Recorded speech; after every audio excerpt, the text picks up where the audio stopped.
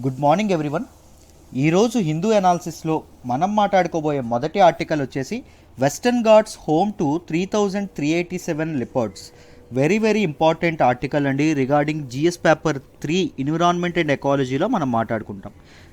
మీరు జాగ్రత్తగా వింటే క్లియర్గా ఎక్స్ప్లెయిన్ చేసే ప్రయత్నం చేస్తారు. జాగ్రత్తగా వినండి అమ్మా. And before analysing this article let me talk about UPSC current affairs course. ఒక్కసారి మాట్లాడతాను చూడండి. యూపీఎస్సీ కరెంట్ అఫైర్స్ కోర్స్లో మీకు ఏమొస్తుంది అంటే డీటెయిల్డ్ హిందూ అనాలిసిస్ వస్తుంది. డీటెయిల్డ్ హిందూ అనాలిసిస్ యొక్క హ్యాండ్ రిటర్న్ పీడిఎఫ్ ఐప్యాడ్లో నీట్గా రాసినటువంటి ఇన్ డీటెయిల్ బ్యాక్గ్రౌండ్తో కలిపి ఇన్ఫర్మేషన్ మీకు దొరుకుతుంది దానిలో, ఆ పీడిఎఫ్లో. రైట్, ఏ బ్యాక్గ్రౌండ్ అయితే ఉంటుందో అదంతా నేను ఏదైతే ఇక్కడ చెప్తున్నానో దానికి ఎక్స్ట్రా ఇన్ఫర్మేషన్ కూడా అక్కడ ఉంటుంది. దాంతోపాటు మీకు everyday editorial, UPSC relevant editorials ఏవస్తాయో హిందీలో, ఇక్కడ ఎడిటోరియల్స్ డిస్కస్ చేయట్లేదు కదా, ఎడిటోరియల్స్ విత్ నోట్స్ నేను డిస్కస్ చేస్తాను. నోట్స్ కూడా దానికి ప్రొవైడ్ చేస్తాను. దాంతోపాటు మీకు ఇంకేం వస్తుంది అంటే ఎంసీక్యూ సెషన్స్ అనేవి జరుగుతాయి. ఎంసీక్యూ సెషన్స్లో మీకు ఇక్కడ హిందూ అనాలిసిస్లో హిందూలో మిస్ అయినటువంటి కరెంట్ అఫైర్స్ ఏదైతే ఉంటుందో రిగార్డింగ్ నేను ఇండియన్ ఎక్స్ప్రెస్ టచ్ చేస్తాను, దాంతోపాటు బీబీసీ టచ్ చేస్తాను, దాంతోపాటు గార్డియన్ టచ్ చేస్తాను, దాంతోపాటు పిఐబి ఏదైతే ఉంటుందో పిఐబి, అవన్నీ ఎంసీక్యూల రూపంలో మార్చి నేను మీకు ఇది ఇవ్వడం అనేది జరుగుతుంది. డీటెయిల్డ్గా ఎక్స్ప్లెయిన్ చేయడం అనేది జరుగుతుంది. లైవ్ సెషన్లో ఎక్స్ప్లెయిన్ చేస్తాను. సో మీకు డౌట్స్ ఉన్నప్పుడు కూడా మీరు డౌట్స్ చక్కగా క్లారిఫై చేసుకోవచ్చు. చక్కగా ఉంటుంది సెషన్. మీరు చాలా చాలా వాల్యూ ఎడిషన్ ఎంసీక్యూ సెషన్స్ ద్వారా ఉంటుంది. దాంతోపాటు మీరు హిందూ అనాలిసిస్ ద్వారా ఏం నేర్చుకుంటున్నారు? కంటెంట్ నేర్చుకుంటున్నారు. మీకు కావాల్సినంత కంటెంట్ ఉంది. బట్ కానీ యూపీఎస్సీ క్వశ్చన్ ఎలా అడుగుతుంది అని మీకు తెలియాలి కదా, రైట్. దాంతోపాటు చాలా కరెంట్ అఫైర్స్ కూడా మీరు ఇంకా కవర్ చేయాల్సినవన్నీ అందులో కవర్ అవుతాయి. దాంతోపాటు మెయిన్ సెషన్ ఏదైతే ఉంటుందో మెయిన్ సెషన్ మళ్ళీ చెప్తున్నాను, మీరు ఇక్కడ కంటెంట్ నేర్చుకుంటారు. కానీ యూపీఎస్సీ క్వశ్చన్ ఎలా అడుగుతుంది, ప్రెజెంటేషన్ అనేది ఎలా చేయాలి. కంటెంట్ ఈజ్ కింగ్ కరెక్టే, కానీ ప్రెజెంటేషన్ ఈజ్ చెస్ గేమ్. మన యూపీఎస్సీ చెస్ గేమ్ అనుకుంటే ప్రెజెంటేషన్ అనేది క్వీన్ అండి, రైట్. సో కింగ్ కన్ఫామ్గా ఉండాలి, అప్పుడే మనం ఆట గెలుస్తాం. కానీ ప్రెజెంటేషన్ ఉన్నప్పుడే మనం కింగ్ని కాపాడుకోగలం, మన కంటెంట్కి వాల్యూ అనేది ఇవ్వగలం. సో మెయిన్ సెషన్లో మీ థాట్ ప్రాసెస్ ఇది ట్రిగ్గర్ చేసే విధంగా మెయిన్ సెషన్ ఉంటుంది. అంటే న్యూస్ ఎందుకు అలా వచ్చింది, దాని వెనక ఉన్నటువంటి బిట్వీన్ లైన్స్ ఎలా చదవాలి, రైట్, వెనక ఉన్నటువంటి సారాన్ని ఎలా అర్థం చేసుకోవాలో మీకు మెయిన్ సెషన్లో తెలుస్తుంది. దాంతోపాటు మన కరెంట్ అఫైర్స్ ఒక యాప్ ఉందండి, మనకు ఒక సెపరేట్ యాప్ ఉంది మన ఇన్స్టిట్యూట్కి. దానిలో కరెంట్ అఫైర్స్ టెస్ట్ అనేది జరుగుతుంది. So everyday current affairs test మీరు రాస్తారు. దాంతో మీరు కరెంట్ అఫైర్స్ ప్రిపరేషన్లో ఎక్కడున్నారు, మీ పొజిషన్ ఏంటి అని మీకు తెలుస్తుంది. అర్థమైందా? సో ఇన్ని అవకాశాలు వస్తున్నాయి మీకు. Detailed Hindu analysis PDF, editorials with notes, MCQ sessions, mains and current affairs test, ఇవన్నీ మీకు చాలా తక్కువ ప్రైస్ 8,000 రూపాయల్లోనే అందిస్తున్నామండి, రైట్. 8,000 రూపాయలు కూడా ఒక్కసారి కట్టక్కర్లేదు. నెలకి 2,000 చొప్పున మీరు చక్కగా కట్టుకుంటూ జాయిన్ అవ్వచ్చు. ఈ 8,000 కాస్త 1వ తారీఖు నుంచి 10,000 కాబోతుంది.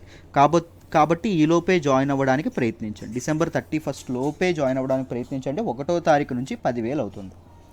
అర్థమైందా? అండ్ నెక్స్ట్, నా టీచింగ్ స్టైల్ మీకు నచ్చినట్టయితే నేను హిస్టరీ కూడా నేనే డీల్ చేస్తానండి. రీసెంట్గా మోడర్న్ హిస్టరీ ఒక క్లాస్, జస్ట్ ఒక్క క్లాస్ అయింది, లైవ్ క్లాస్. సో మీరు ఒక్కసారి ఆ క్లాస్ ఒక్కసారి వినండి అమ్మ. నేను డిస్క్రిప్షన్లో ఆ క్లాస్ యొక్క లింక్ పెడతాను, మోడర్న్ హిస్టరీ క్లాస్. జాగ్రత్తగా ఒక్కసారి వినండి, మీకు ఎంత డీటెయిల్డ్గా నేను కవర్ చేస్తున్నానో తెలుస్తుంది, రైట్. ఓన్లీ మోడర్న్ హిస్టరీకి ఫీజు ఎంత అంటే 3,000 రూపాయలు లైఫ్ టైం వ్యాలిడిటీతో వస్తుంది. మోడర్న్ హిస్టరీకి యూపీఎస్సీలో కానీ, ఏపీఎస్సీలో కానీ, టీఎస్పీఎస్సీలో కానీ ఎంత వెయిటేజ్ ఉంటుందో మీకు తెలుసు. ఇది కూడా లైఫ్ టైం వ్యాలిడిటీతో వస్తున్నటువంటి కోర్సు. చక్కగా ఉపయోగించుకోండి. మీకు టెస్టులు కూడా దానిలో పెడతాం, హిస్టరీ టెస్టులు కూడా మీకు చక్కగా పెట్టడం అనేది జరుగుతుంది. ఆలోచించండి, రైట్. దాంతోపాటు యాంథ్రోపాలజీ ఏదైతే ఉంటుందో యాంథ్రోపాలజీ ఆప్షనల్ కూడా నేనే చెప్తాను మన ఇన్స్టిట్యూట్లో. మీకు చాలా బైలింగియల్లో తెలుగులో చక్కగా మీరు నేర్చుకోవచ్చు. మీకు నోట్స్ ఇంగ్లీష్లోనే ఇస్తాం, కానీ ఎక్స్ప్లెనేషన్ తెలుగులో ఉన్నప్పుడు మన అనే ఫీలింగ్ వస్తుంది. చక్కగా నేర్చుకోండి. లైవ్ సెషన్స్లో డౌట్స్ కూడా అడగచ్చు. యాక్సెసిబిలిటీ అనేది ఉంటుంది. ఆలోచించండి. యాంథ్రోపాలజీ ఫీజు ఎంత అంటే 20,000, ఇది కాస్త 25,000 అవుతుంది 1వ తారీఖు నుంచి. ఆలోచించండి, చాలా తక్కువ ప్రైస్ బయట వాళ్ళకంటే. జాగ్రత్తగా మీరు ఇదైతే నోట్స్ కూడా, యాంథ్రోపాలజీకి నేను నోట్స్ కూడా ఇస్తానండి, స్పెషల్ హ్యాండ్ రిటన్ నోట్స్ ఇస్తాను, మీకు అది కూడా ఉపయోగపడుతుంది. ఆలోచించి డెసిషన్ తీసుకోండమ్మా. If you want to join you can contact this number. ఈ నెంబర్కి మీరు చక్కగా కాంటాక్ట్ చేయొచ్చు. ప్రశాంతి మేడం నేమ్, ఆవిడకి కాంటాక్ట్ చేసి మీరు చక్కగా పేమెంట్ చేసి జాయిన్ అవ్వచ్చు, రైట్. ఇప్పుడు ఈ ఆర్టికల్ ఏదైతే ఉందో ఈ ఆర్టికల్ని అనలైజ్ చేద్దాం డీటెయిల్డ్గా, జాగ్రత్తగా వినండి. చూడండి నాన్న, రీసెంట్గా ఏం జరిగింది అంటే ministry of environment, forest and climate change ministry ఏదైతే ఉంటుందో వాళ్ళు స్టేటస్ ఆఫ్ లెపర్డ్స్ అనేటటువంటి ఒక రిపోర్ట్ అనేది ఇవ్వడం అనేది జరిగింది. ఏ మినిస్ట్రీ ఏ రిపోర్ట్ ఇస్తుందో మీకు తెలియాలి, జాగ్రత్తగా గుర్తుపెట్టుకోండి. Status of leopards in India 2018 అనేటటువంటి రిపోర్టు ఇవ్వడం అనేది జరిగింది. ఎవరు ఇచ్చారండి? Ministry of environment, forest and climate change వాళ్ళు ఇవ్వడం అనేది జరిగింది. ఈ రిపోర్ట్లో వాళ్ళు చెప్పినటువంటి ఫైండింగ్స్ ఏంటి అంటే చూడండి, వెస్టర్న్ ఘాట్స్ రీజియన్ ఏదైతే ఉంటుందో, వెస్టర్న్ ఘాట్స్కి ఇంకొక పేరు ఏంటండి? సహ్యాద్రి హిల్స్ అని కూడా అంటాం. వెస్టర్న్ ఘాట్స్ రీజియన్ ఏదైతే ఉంటుందో it was home to 3387 leopards. సరే, ఎందుకు చదువుకోవాలి? లిపర్డ్స్ గురించి ఎందుకు చదువుకోవాలి? Why you should? చిరుతపుల్లు గురించి మనం ఎందుకు చదువుకోవాలి? వరల్డ్స్ టఫెస్ట్ ఎగ్జామ్ అయినటువంటి యూపీఎస్సీలో మీకు చిరుతపుల్లు గురించి ఎందుకు అడుగుతుంది? ఎప్పుడైనా ఆలోచన వచ్చిందా? సింపుల్గా చెప్తారు, సిలబస్లో ఉంటుంది కాబట్టి అడుగుతారు సార్ అని. కానీ కాదు. ఎందుకు మనం చదువుకుంటాము? లిపర్డ్స్ యొక్క యూజ్ ఏంటి అంటే ఎకో సిస్టమ్ అనేది బ్యాలెన్స్డ్గా ఉండాలి అంటే ఎవ్రీ స్పీసీస్ అనేది ఇంపార్టెంట్ అండి. ముఖ్యంగా లిపర్డ్స్ ఎలా ఉపయోగపడతాయి అంటే leopards are actually called a top predator అంటాం. లిపర్డ్స్ని, టైగర్స్ని ఏమంటాము? టాప్ ప్రెడేటర్స్ అంటాం. ఇవి ఏం చేస్తాయి? మిగిలిన జంతువుల్ని తింటా ఉంటాయి. మరి మిగిలిన జంతువులు తింటా ఉంటే మిగిలిన స్పీసీస్ కనుమరుగైపోతాయి కదా సార్. ఇవి ఎలా కావాలి? దాంతోపాటు ఇవి చాలా అటాక్స్ కూడా మనుషుల మీద చేస్తాయి కదా సార్. ఇవి ఎందుకు, మనం వీటి సంఖ్య ఎందుకు పెంచుకోవాలి అని మీకు డౌట్ వస్తుంది. సింపుల్గా చెప్తాను చూడండి. మనకి యానిమల్ కింగ్డమ్లో హెర్బీవోరస్ అనేటటువంటి ఒక హెర్బివోర్స్ అనేటటువంటి ఇవి ఉంటాయండి, ఒక స్పీసీస్ ఉంటాయి. Herbivores simply mean those who eat only plants, right? Only ప్లాంట్స్ని తిని ఓన్లీ శాకాహారులుగా జీవించేటటువంటి యానిమల్స్. సో ఈ లిపర్డ్స్ ఏం చేస్తాయి? ఈ హెర్బివోర్స్ని తింటాయండి. ఈ హెర్బివోర్స్ని వేటాడి వాటిని తినడం అనేది జరుగుతుంది. వీటిని ఎందుకు వేటాడాలి అంటే if there is no top predator, leopard అనేది మనకి దీనిలో లేకపోయింది అనుకోండి, ఇన్ కేస్ లిపర్డ్ లేకపోతే వీటి తాలూకా సంఖ్య పెరిగిపోతుంది. వీటి తాలూకా సంఖ్య పెరిగిపోతే ఇవి దేని తింటాయి? ప్లాంట్స్ని తింటాయి. సో ప్లాంట్స్ ఏమవుతాయి? ప్లాంట్స్ యొక్క సంఖ్య అనేది తగ్గిపోతూ ఉంటుంది. సో మనకి ఎర్త్ అనేది దీనిగా ఉండాలంటే ఏం ఉండాలి? ప్లాంట్స్ అనేవి ఉండాలి. ప్లాంట్స్ నెంబర్ చక్కగా ఉండాలి, రైట్? సో అప్పుడే మనకి గ్లోబల్ వార్మింగ్ అనేది ఏదైతే ఉంటుందో అది తగ్గుతుంది. గ్రీన్ హౌస్ గ్యాసెస్ ఏవైతే ఉంటాయో గ్రీన్ హౌస్ గ్యాసెస్ అనేవి ఇదవ్వడం, తగ్గడం అనేది జరుగుతుంది. ఇవన్నీ జరగడం అనేది జరుగుతుంది. ఇన్ కేస్ ప్లాంట్స్ లేకపోతే వర్షాలు పడవు, గ్లోబల్ వార్మింగ్ పెరిగిపోతుంది, మానవాళికే థ్రెట్ ఏర్పడుతుంది, మనిషికే థ్రెట్ ఏర్పడుతుంది. సో అందుకోసం అని చెప్పి మీరు లెపర్డ్స్ గురించి చదువుకోవాలి. సో ఇప్పుడు మీకు అర్థమైంది అనుకుంటున్నాను. ఇప్పుడు నేను ఏం చెప్పాను? వెస్టర్న్ ఘాట్స్ ఏవైతే ఉన్నాయో, వెస్టర్న్ ఘాట్స్ లేదా సహ్యాద్రి హిల్స్ ఇవి ఏవైతే ఉన్నాయో ఇక్కడ మొత్తం ఎన్నండి లెపర్డ్స్ ఉన్నాయి? 3387 లెపర్డ్స్ ఉండడం అనేది జరిగింది. మీ అందరికీ తెలుసు western Ghats spread across how many states? మొత్తం 6 రాష్ట్రాలండి, 6 స్టేట్స్. గుర్తుపెట్టుకోండమ్మా. ఏంటేంటి 6 రాష్ట్రాలు సార్ అంటే మొదట పైన గుజరాత్ ఉంటుంది, తర్వాత మహారాష్ట్ర ఉంటుంది, తర్వాత గోవా ఉంటుంది, తర్వాత కర్ణాటక ఉంటుంది, తర్వాత కేరళ ఉంటుంది, రైట్? దాంతోపాటు ఇలా జస్ట్ మనకి ఈస్టర్న్ సైడ్ ఇక్కడ తమిళనాడు ఉంటుంది. So western Ghats spread across the Malabar Coast ఏదైతే ఇండియన్ వెస్టర్న్ కోస్ట్ ఏదైతే ఉంటుందో వెస్టర్న్ కోస్ట్కి దీనిగా సమాంతరంగా ప్యారలల్గా ఇక్కడ అన్నీ ఏముంటాయి? మన తాలూకా ఇవి ఉండడం అనేది జరుగుతుంది, వెస్టర్న్ ఘాట్స్ ఉండడం అనేది జరుగుతుంది. చూడండి, ఇది వెస్టర్న్ ఘాట్స్ అనుకోండి. వెస్టర్న్ ఘాట్స్ కంప్లీట్గా ఒక దీనిగా ఉంటుందా అంటే ఉండదండి. మధ్యలో ఒక చిన్న స్లిట్ అంటుంది, ఒక డిస్కంటిన్యూటీ అనేది ఉంటుంది. ఆ డిస్కంటిన్యూటీ ఎంత ఉంటుంది సార్ అంటే ఈ తాలూకా మధ్యలో డిస్టెన్స్ ఎంత సార్ అంటే 30 కిలోమీటర్స్ ఉంటుందండి. 30 కిలోమీటర్స్ పాటు మనకి వెస్టర్న్ ఘాట్స్లో స్లిట్ అనేది ఉంటుంది. ఆ స్లిట్ లేదా ఆ గ్యాప్నే ఏమంటాము? పాల్ఘట్ గ్యాప్ అని చెప్పి అంటాం. ఏమంటాము? గుర్తుపెట్టుకోవాలి, ప్రిలిమ్స్కి ఇవన్నీ ఇంపార్టెంట్. పాల్ఘాట్ గ్యాప్ అని చెప్పి దాన్ని అంటాం. అర్థమైందా? సో జాగ్రత్తగా గుర్తుపెట్టుకోండి. సో ఇప్పుడు ఈ 6 స్టేట్స్ ఏవైతే ఉన్నాయో ఈచ్ స్టేట్లోని ఇది చెప్పడం అనేది జరిగిందమ్మా. ఈ స్టేట్లో హయ్యెస్ట్ నెంబర్ ఆఫ్ లిపర్డ్స్ ఎక్కడున్నాయంటే కర్ణాటకలో ఉండడం అనేది జరిగిందంట, right? Karnataka tops the list with 1783 leopards ఏవైతే ఉన్నాయో అవి ఉండడం అనేది జరిగింది. ఇన్ని చిరుతపుళ్ళు కర్ణాటకలో ఉన్నాయి. సెకండ్ హయ్యెస్ట్ ఎవరు సార్ అంటే తమిళనాడు. రెండవ హయ్యెస్ట్ ఎవరమ్మా? తమిళనాడు. జాగ్రత్తగా గుర్తుపెట్టుకోండి, ఇది సెకండ్. ఎన్నున్నాయి? 860 లిపర్డ్స్ అనేవి ఉండడం అనేది జరిగింది. 868 అమ్మ. సో నెక్స్ట్ థర్డ్ ఏంటి అంటే కేరళ. కేరళలో మొత్తం ఎన్నున్నాయి సార్ అంటే థర్డ్ కేరళలో మొత్తం ఎన్ని ఉన్నాయంటే 650 ఉండడం అనేది జరిగింది. అర్థమైందా? నెక్స్ట్ ఏంటి అంటే గోవాలో మొత్తం ఎన్ని ఉన్నాయి సార్? ఫోర్త్ గోవా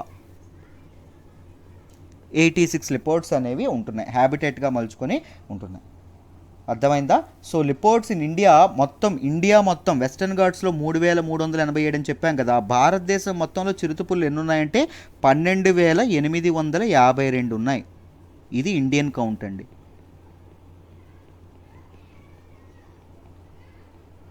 ఇది వెస్టర్న్ ఘాట్స్లో ఉన్నటువంటి కౌంట్. అర్థమైందా? సో ఇక్కడ వరకు మీకు అర్థమైంది. నెక్స్ట్ చూడండి అమ్మ. Leopards population was reported from 4 distinct looks. ఒక 4 డిస్టింక్ట్ లొకేషన్స్ ఏవైతే ఉన్నాయో, డిఫరెంట్ డిస్టింక్ట్ లుక్ అంటే 4 వేరు విధాలుగా అవి కనిపిస్తున్నాయంట. ముఖ్యంగా వాటి నెంబరు ఎక్కడ ఉంటుంది అంటే నార్థన్ బ్లాక్లో ఉంటుంది. చూడండి 4 ఇక్కడ రాస్తున్నాను. సెంట్రల్ పాపులేషన్ ఏదైతే ఉంటుందో central population, next second central cluster ఏదైతే ఉంటుందో సెకండ్ సెంట్రల్ క్లస్టర్ అమ్మ, సెంట్రల్ తర్వాత సెకండ్ సెంట్రల్, తర్వాత ఏంటి సదరన్ లెపర్డ్ పాపులేషన్. ఇవి ఉండడం అనేది జరిగింది. ముఖ్యంగా దిస్ నార్థన్ బ్లాక్ ఏదైతే ఉంటుందో ఇది వెరీ ఫేమస్.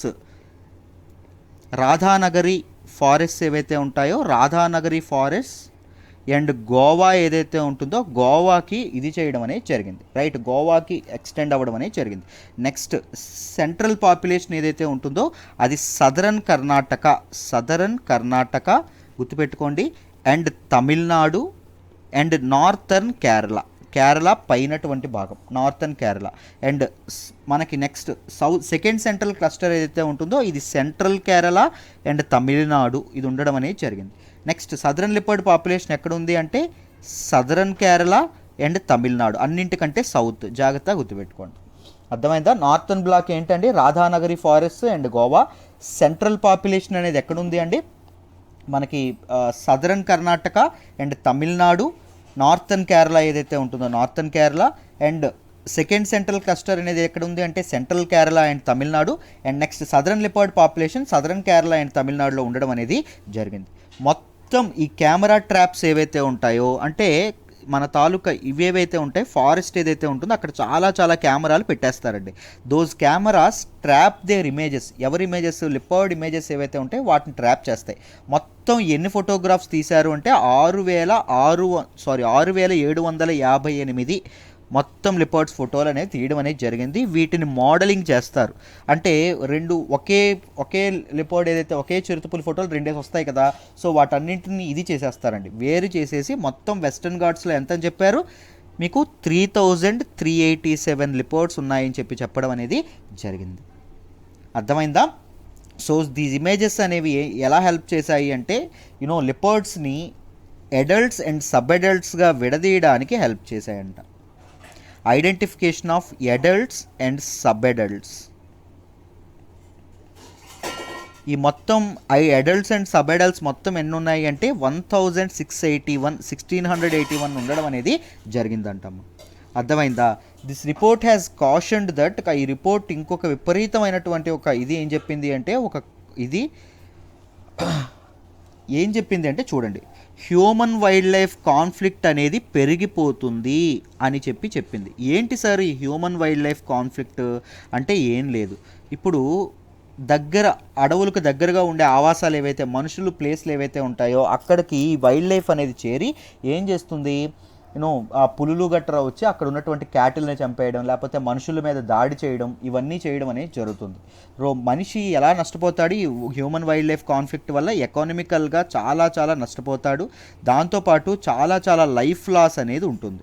క్యాటిల్ కానీ ఏవైనా పోయిందనుకోండి అప్పుడు ఏం జరుగుతుంది? ఎకనామికల్గా నష్టపోతాడు. గాయాలైనా హాస్పిటలైజ్ అవుతాడు, ఎకనామికల్గా నష్టపోతాడు. దాంతోపాటు లైఫ్ లాస్ కూడా మనిషికి ఉండడం అనేది జరుగుతుంది. అర్థమైందా?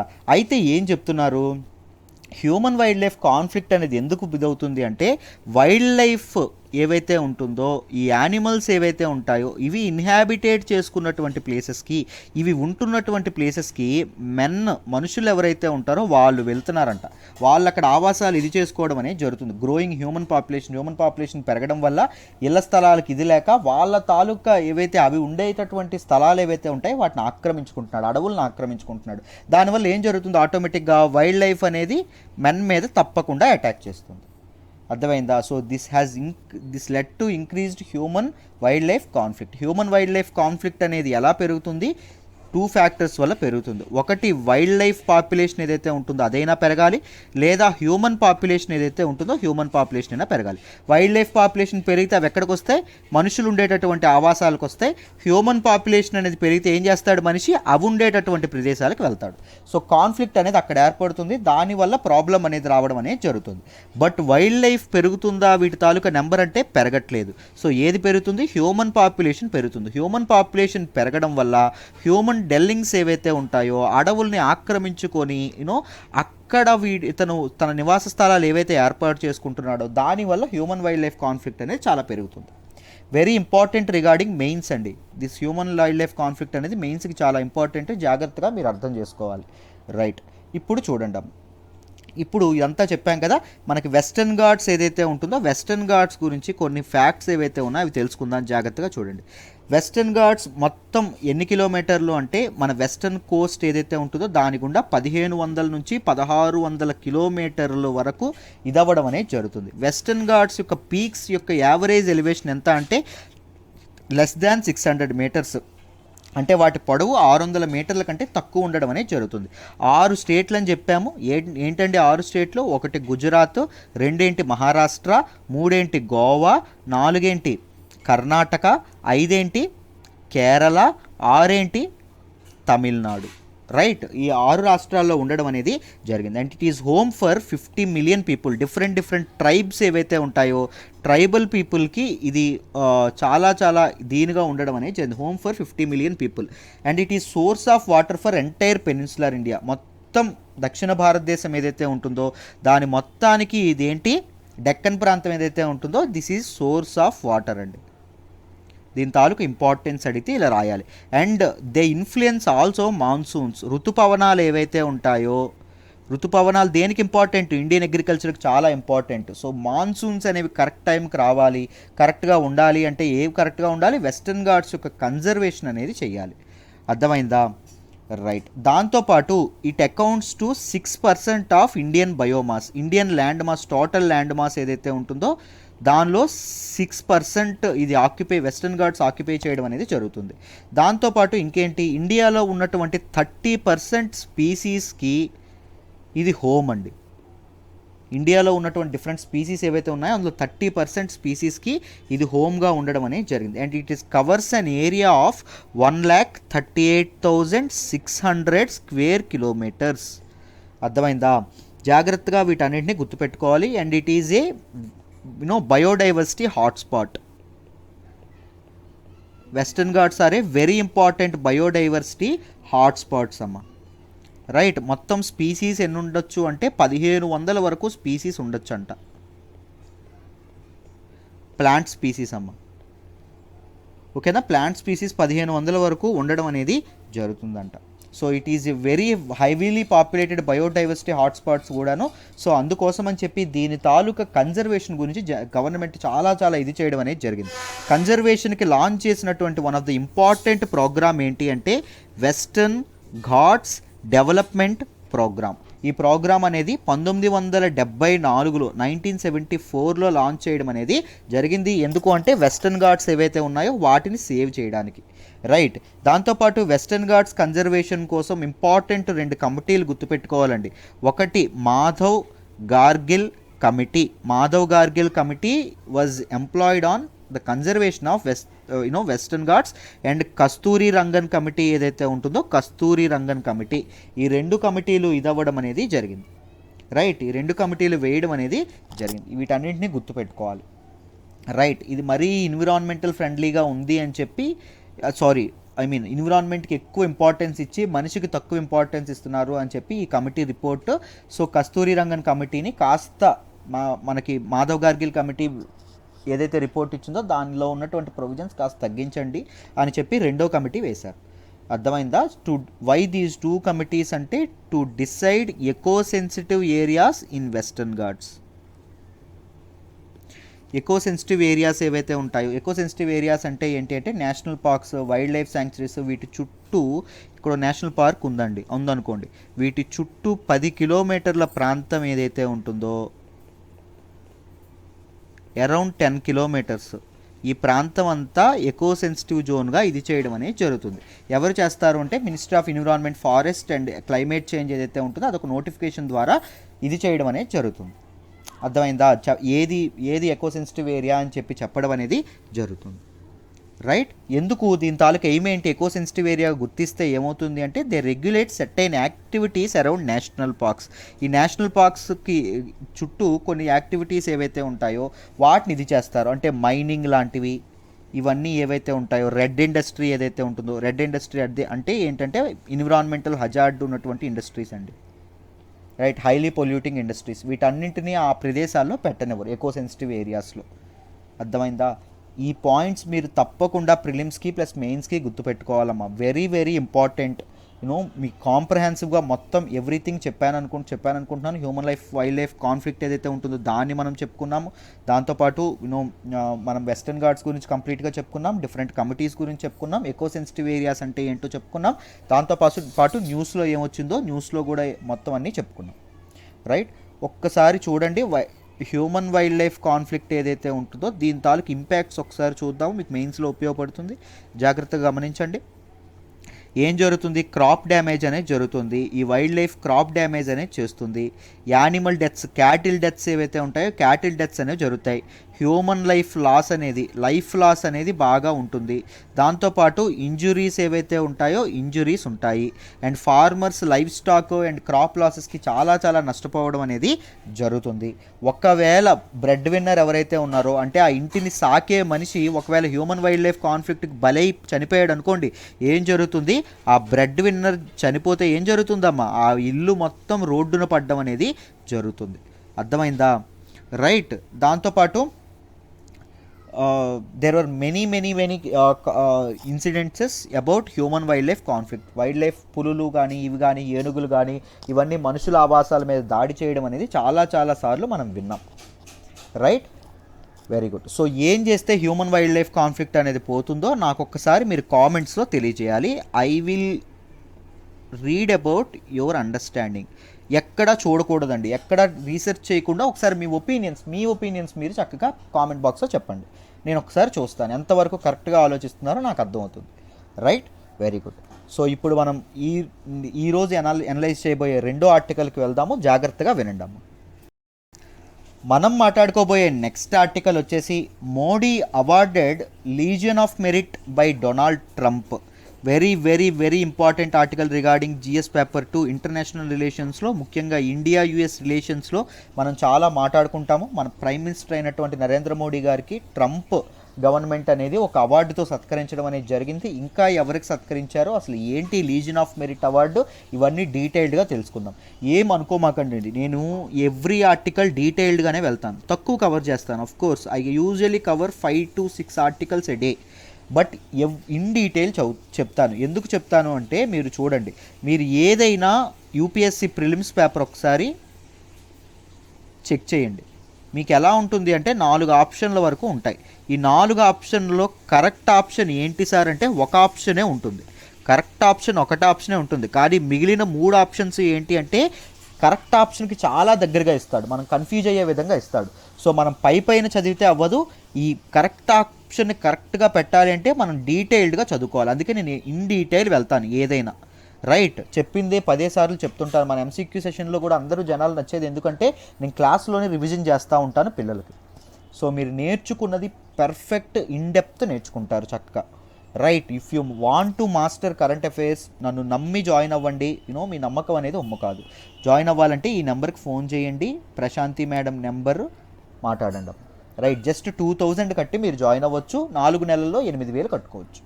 అర్థమైందా? సో ఇప్పుడు ఈ ఆర్టికల్ అనలైజ్ చేద్దాం, జాగ్రత్తగా చూడండి. ప్రైమ్ మినిస్టర్ నరేంద్ర మోడీ ఎవరైతే ఉంటారో ఆయనకి లీజియన్ ఆఫ్ మెరిట్ అనేటటువంటి అవార్డు రావడం అనేది జరిగింది. ఈ ఈ అవార్డు ఎవరిచ్చారు సార్ ఈయనకి అంటే యుఎస్ ప్రెసిడెంట్ అయినటువంటి ఇప్పుడు ప్రజెంట్ యుఎస్ ప్రెసిడెంట్ ఇంకొక 2 వారాలు చేస్తారు, ఇంకొక వారం రోజులు అనుకుంటాను, December 31 వరకు డొనాల్డ్ ట్రంప్ ఎవరైతే ఉంటారో డొనాల్డ్ ట్రంప్ ఇవ్వడం అనేది జరిగింది. రీజన్ ఏంటి, ఎందుకు ఈ అవార్డు ఇచ్చారు అంటే for Modi's exceptional role in advancing the India US relationship. India US relationship అనేది స్ట్రెంథన్ చేయడంలో భాగంగా నరేంద్ర మోడీ గారి యొక్క ఎక్సెప్షనల్ రోల్ ఏదైతే ఉంటుందో, అత్యద్భుతమైనటువంటి పాత్ర ఏదైతే ఉంటుందో దాన్ని కొనియాడుతూ ఇవ్వడం అనేది జరిగింది. అండ్ ఈ అవార్డు మోడీ గారితో పాటు ఎవరికి ఇచ్చారు అంటే ఫార్మర్ జపనీస్ ప్రైమ్ మినిస్టర్ అయినటువంటి షింజో అబే ఎవరైతే ఉంటారో ఈయనకి ఇచ్చారు. పాపం అనారోగ్యంతో బాధపడుతున్నారు ఈయన ఇప్పుడు. నెక్స్ట్ స్కాట్ మారిసన్ ఎవరైతే ఉన్నారో స్కాట్ మారిసన్ ఆస్ట్రేలియన్ పిఎం అయినటువంటి స్కాట్ మారిసన్కి కూడా ఇవ్వడం అనేది జరిగింది. వీళ్ళిద్దరికి కూడా ఇవ్వడం, మొత్తం 3కి ఇచ్చారండి. మీరు జాగ్రత్తగా గమనించండి. ఇక్కడ మోడీ ఏ దేశానికి సంబంధించినట్టు అంటే ఆయన ఇండియా. నెక్స్ట్ షింజో అబే ఏ దేశానికి సంబంధించినటువంటి ఆయన జపాన్. నెక్స్ట్ స్కాట్ మారిసన్ ఏ దేశానికి సంబంధించినటువంటి ఆయన ఆస్ట్రేలియా. వీళ్ళ 3కి అవార్డు ఇచ్చినటువంటి దేశం ఏంటి యుఎస్. జాగ్రత్తగా గమనించండి. ఈ 4 కలిపి ఏమంటాం, ఈ 4 దేనికి కొయిలేషన్, క్వాడ్.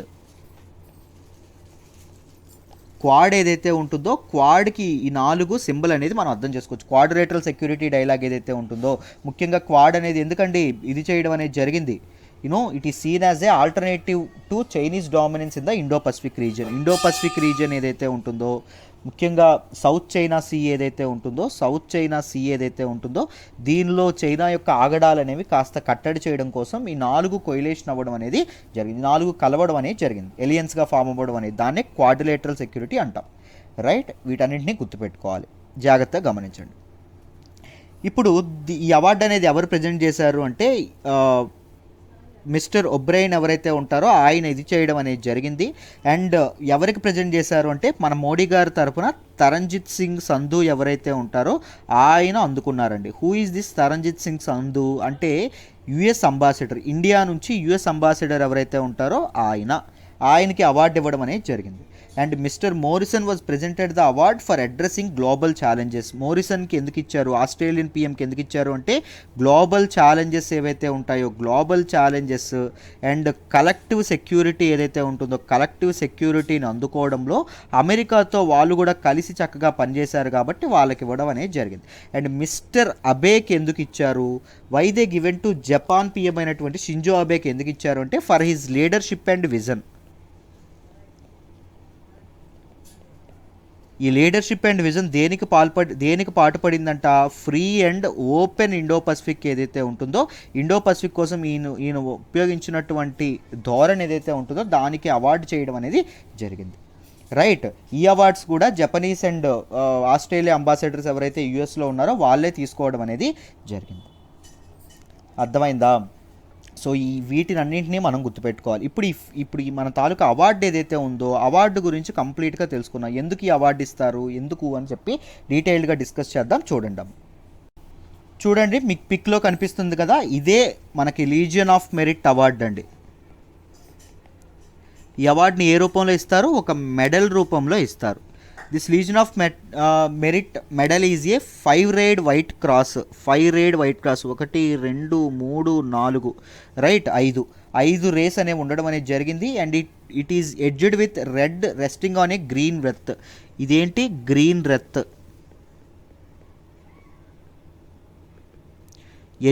ఎడ్జెస్ ఏమున్నాయి రెడ్ కలర్ ఉండడం అనేది జరిగింది.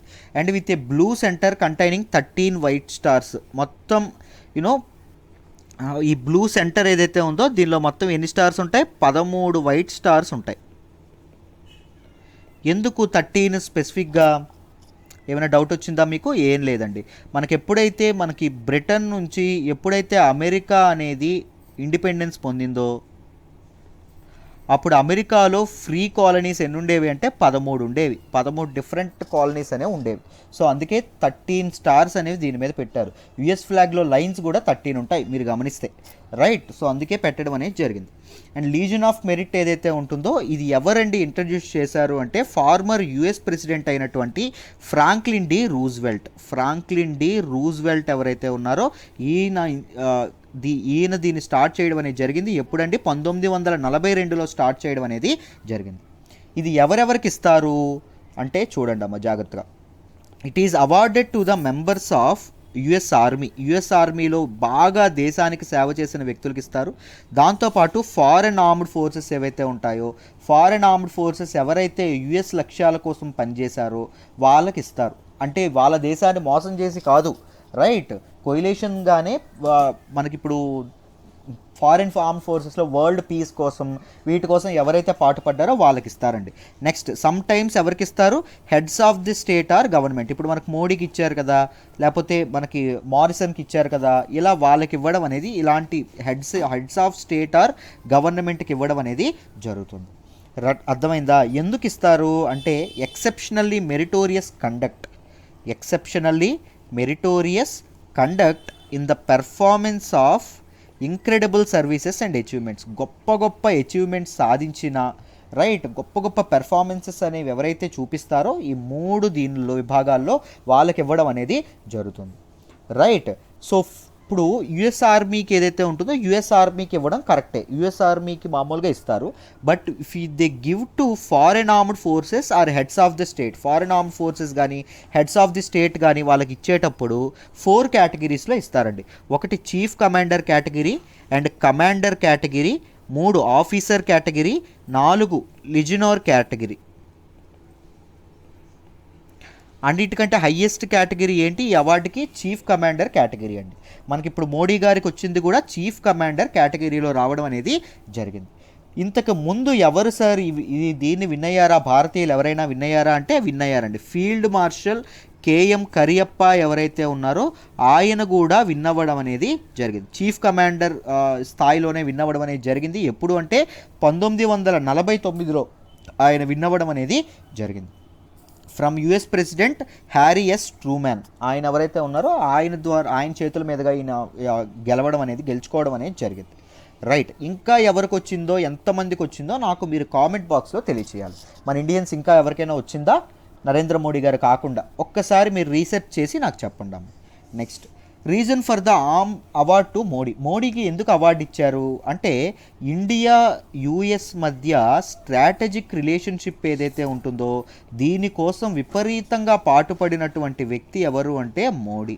ఇద్దరి మధ్య స్ట్రాటజిక్ రిలేషన్షిప్, మిలిటరీ రిలేషన్షిప్ కానీ, సెక్యూరిటీ కోఆపరేషన్ కానీ ఇవన్నీ బాగా బలపడడం అనేది జరిగాయి. మనకి బెకా అంటారు, బీఈసీఏ అగ్రిమెంట్ కూడా రీసెంట్గా మనం చేసుకోవడం అనేది జరిగింది. మీరు జాగ్రత్తగా గమనిస్తే ఈ బీఈసీఏ అగ్రిమెంట్ కూడా ఎప్పుడండి, మొన్న మనకి 2+2 మిలిటరీ మీటింగ్ ఏదైతే ఉంటుందో దానిలో చేసుకోవడం అనేది జరిగింది. Basic exchange cooperation agreement, right. మీరందరికి గుర్తుందని అనుకుంటున్నాను. నేను హిందూ అనాలిసిస్లో కూడా డీటెయిల్డ్గా చెప్పాను. And address global challenges. ఇతను మోడీ కూడా క్లైమేట్ చేంజ్కి కానీ వీటన్నింటికి గ్లోబల్ ఛాలెంజెస్ ఏవైతే ఉన్నాయో వాటికి చాలా ముఖ్యంగా చాలా కంట్రీస్లో పీస్ అనేది ప్రివైల్ చేయడానికి కానీ, లేకపోతే సాగర్ మిషన్ ఏదైతే ఉంటుందో వివిధ కంట్రీస్ కోవిడ్-19 ద్వారా హెల్ప్ చేయడం కానీ, లేకపోతే మీకు సార్క్ కంట్రీస్ ఏవైతే ఉన్నాయో సార్క్ ఫండ్ అనేది ఇనిషియేట్ చేయడం కానీ, ఇలా గ్లోబల్ ఛాలెంజెస్ చాలా ఇండియన్ ఫారెన్ పాలసీలో భాగంగా ఇనిషియేట్ చేయడం అనేది జరిగింది. వీటన్నింటినీ ప్రశంసిస్తూ ఇవ్వడం అనేది జరిగింది. దాంతోపాటు both US and India share common principles అండి. ముఖ్యంగా 2 ఏంటండి, US is the earliest democracy గమనిస్తే, right. India is the largest democracy. అర్థమైందా? డెమోక్రటిక్ ప్రిన్సిపల్స్ అనేవి 2 కంట్రీస్, ఈక్వాలిటీ అనేటటువంటి ప్రిన్సిపల్స్ అనేవి, దాంతోపాటు equal treatment to all citizens ఏవైతే ఉంటాయో వీటన్నింటినీ, ఫ్రీడమ్ ఏదైతే ప్రజలందరికీ ఫ్రీడమ్ కల్పించడం కానీ, ఇవన్నీ 2 కంట్రీస్ కూడా కలిసి ముందుకు వెళ్ళడం అనేది జరిగింది. సో దాన్ని కూడా బేస్ చేసుకొని ప్రజాస్వామ్యం ఏదైతే ఉంటుందో దాన్ని కూడా బేస్ చేసుకొని మనకి ఇవ్వడం అనేది జరిగింది. దాంతోపాటు మనకి ట్రంప్కి మోడీ గారికి ఉన్నటువంటి రిలేషన్ మనం గత 4గా చూస్తూనే ఉన్నాం. మనకి అమెరికా వెళ్తే, అమెరికాకు మోడీ వెళ్తే మనకి హౌడీ మోడీ అనేటటువంటి ప్రోగ్రామ్ ఇది చేశారు. ట్రంప్ ఇక్కడికి వస్తే నమస్తే ట్రంప్ అనేటటువంటి ప్రోగ్రామ్ ఇనిషియేట్ చేశారు. ఏకంగా కోవిడ్-19 అప్పుడప్పుడే రైజ్ అవుతున్న టైంలో కూడా అది కూడా లెక్క చేయకుండా లక్షలాది మంది ప్రజలు ఎవరైతే ఉంటారో వాళ్ళందరినీ అతిథులుగా పెట్టి చాలా గ్రాండ్గా ట్రంప్కి ఇన్వైట్ చేయడం అనేది జరిగింది. రైట్? యా. సో చాలా మనం ట్రంప్ క్యాంపెయిన్, ఎలక్షన్ క్యాంపెయిన్ ఏదైతే ఉంటుందో మనం బాగా ఇది కూడా చేయడం అనేది, ఎలక్షన్ క్యాంపెయిన్ మన దగ్గర నుంచే మొదలు పెట్టడం అనేది జరిగింది ట్రంప్ గారు. రైట్? ఎందుకు అంటే that may be main reasons. మీకు ఇక్కడి వరకు అదే చెప్తున్నానండి, మీకు ఇక్కడి వరకు తెలుస్తుంది ఇలా ఇది చేశారని. వాటి వెనక ఉన్నటువంటి రీజన్స్ మీకు తెలియవు. That is the reason why you have to join current affairs course. ఎందుకు అంటే సింపుల్, మీకు ట్రంప్ ఎందుకు అప్పటికప్పుడు ఎలక్షన్ల ముందు మన ఇండియాకు వచ్చి ఇండియాలో కరోనా ఉంటున్నప్పటికి కూడా ఇది చేశారు అంటే, మనకి అమెరికాలో ఉన్నటువంటి గుజరాతీ కమ్యూనిటీ అనేది చాలా చాలా పెద్ద కమ్యూనిటీ అండి. గుజరాతీ సెటిలర్స్ ఎవరైతే ఉంటారో, గుజరాతీలకి మోడీ గారంటే పిచ్చి. అర్థమైందా? సో ఆ గుజరాతీ కమ్యూనిటీ యొక్క ఓట్ల కోసం అలాంటి పెద్ద డెసిషన్ తీసుకోవడం అనేది జరిగింది. సో ఇలాంటి థింగ్స్ ఏవైతే ఉంటాయో అవన్నీ మీకు కరెంట్ అఫైర్స్ కోర్స్లో నేను మెయిన్ సెషన్లో చెప్తా ఉంటాను. సో మీరు ఆల్రౌండ్ కాంప్రహెన్సివ్ అండర్స్టాండింగ్ అనేది మీకు వస్తుంది. దాని వెనక ఉన్నటువంటి నిజానిజాలు ఇవన్నీ తెలుస్తాయి చాలా వరకు. రైట్?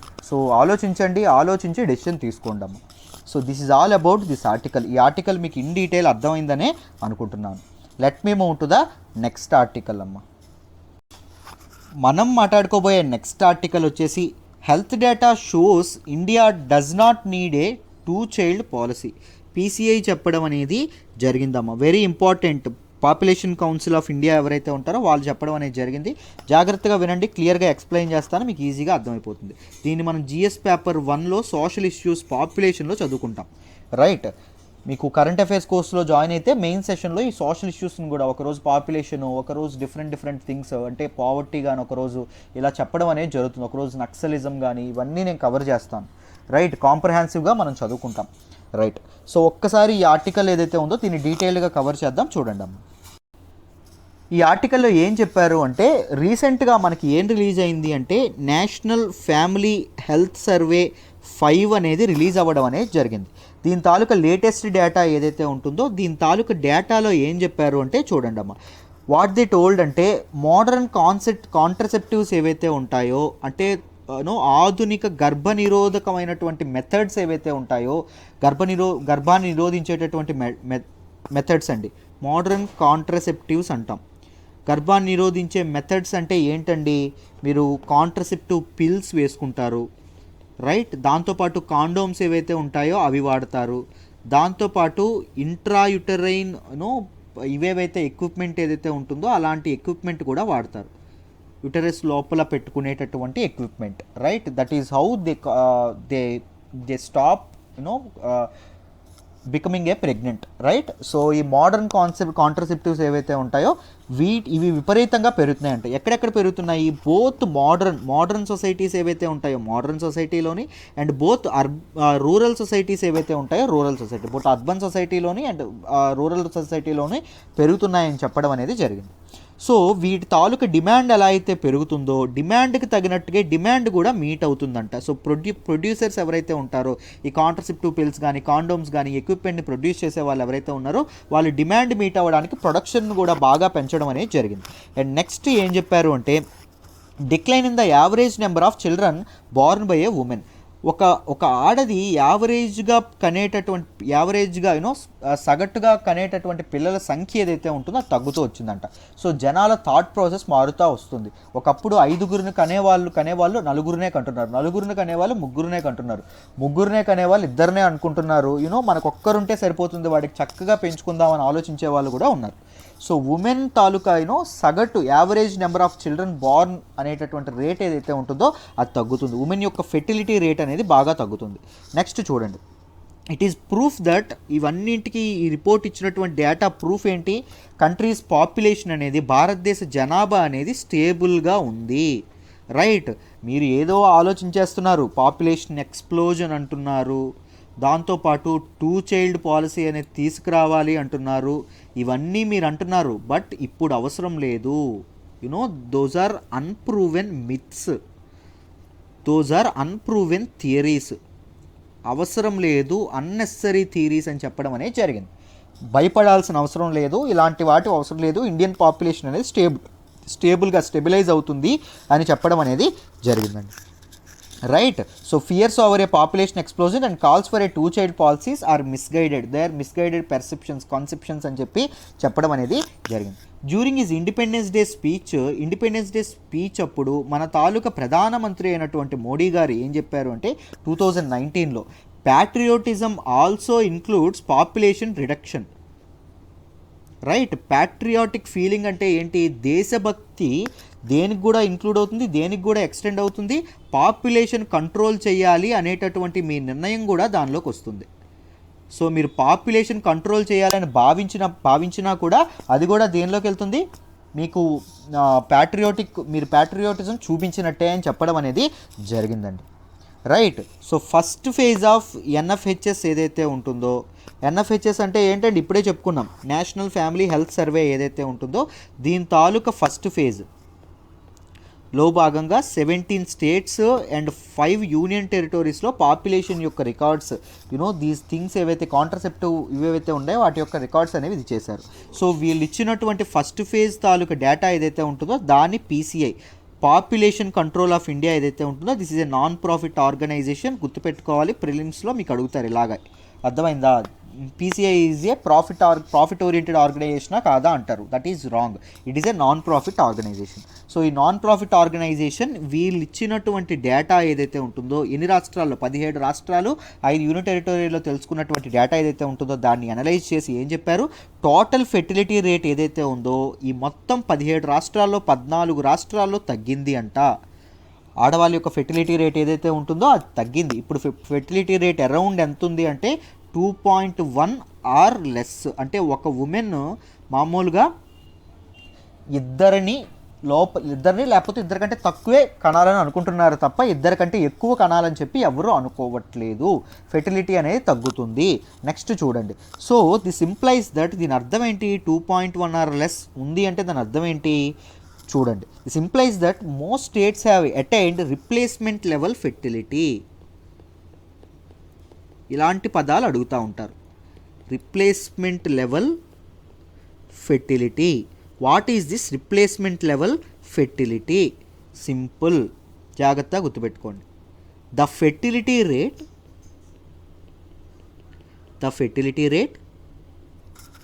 ఎట్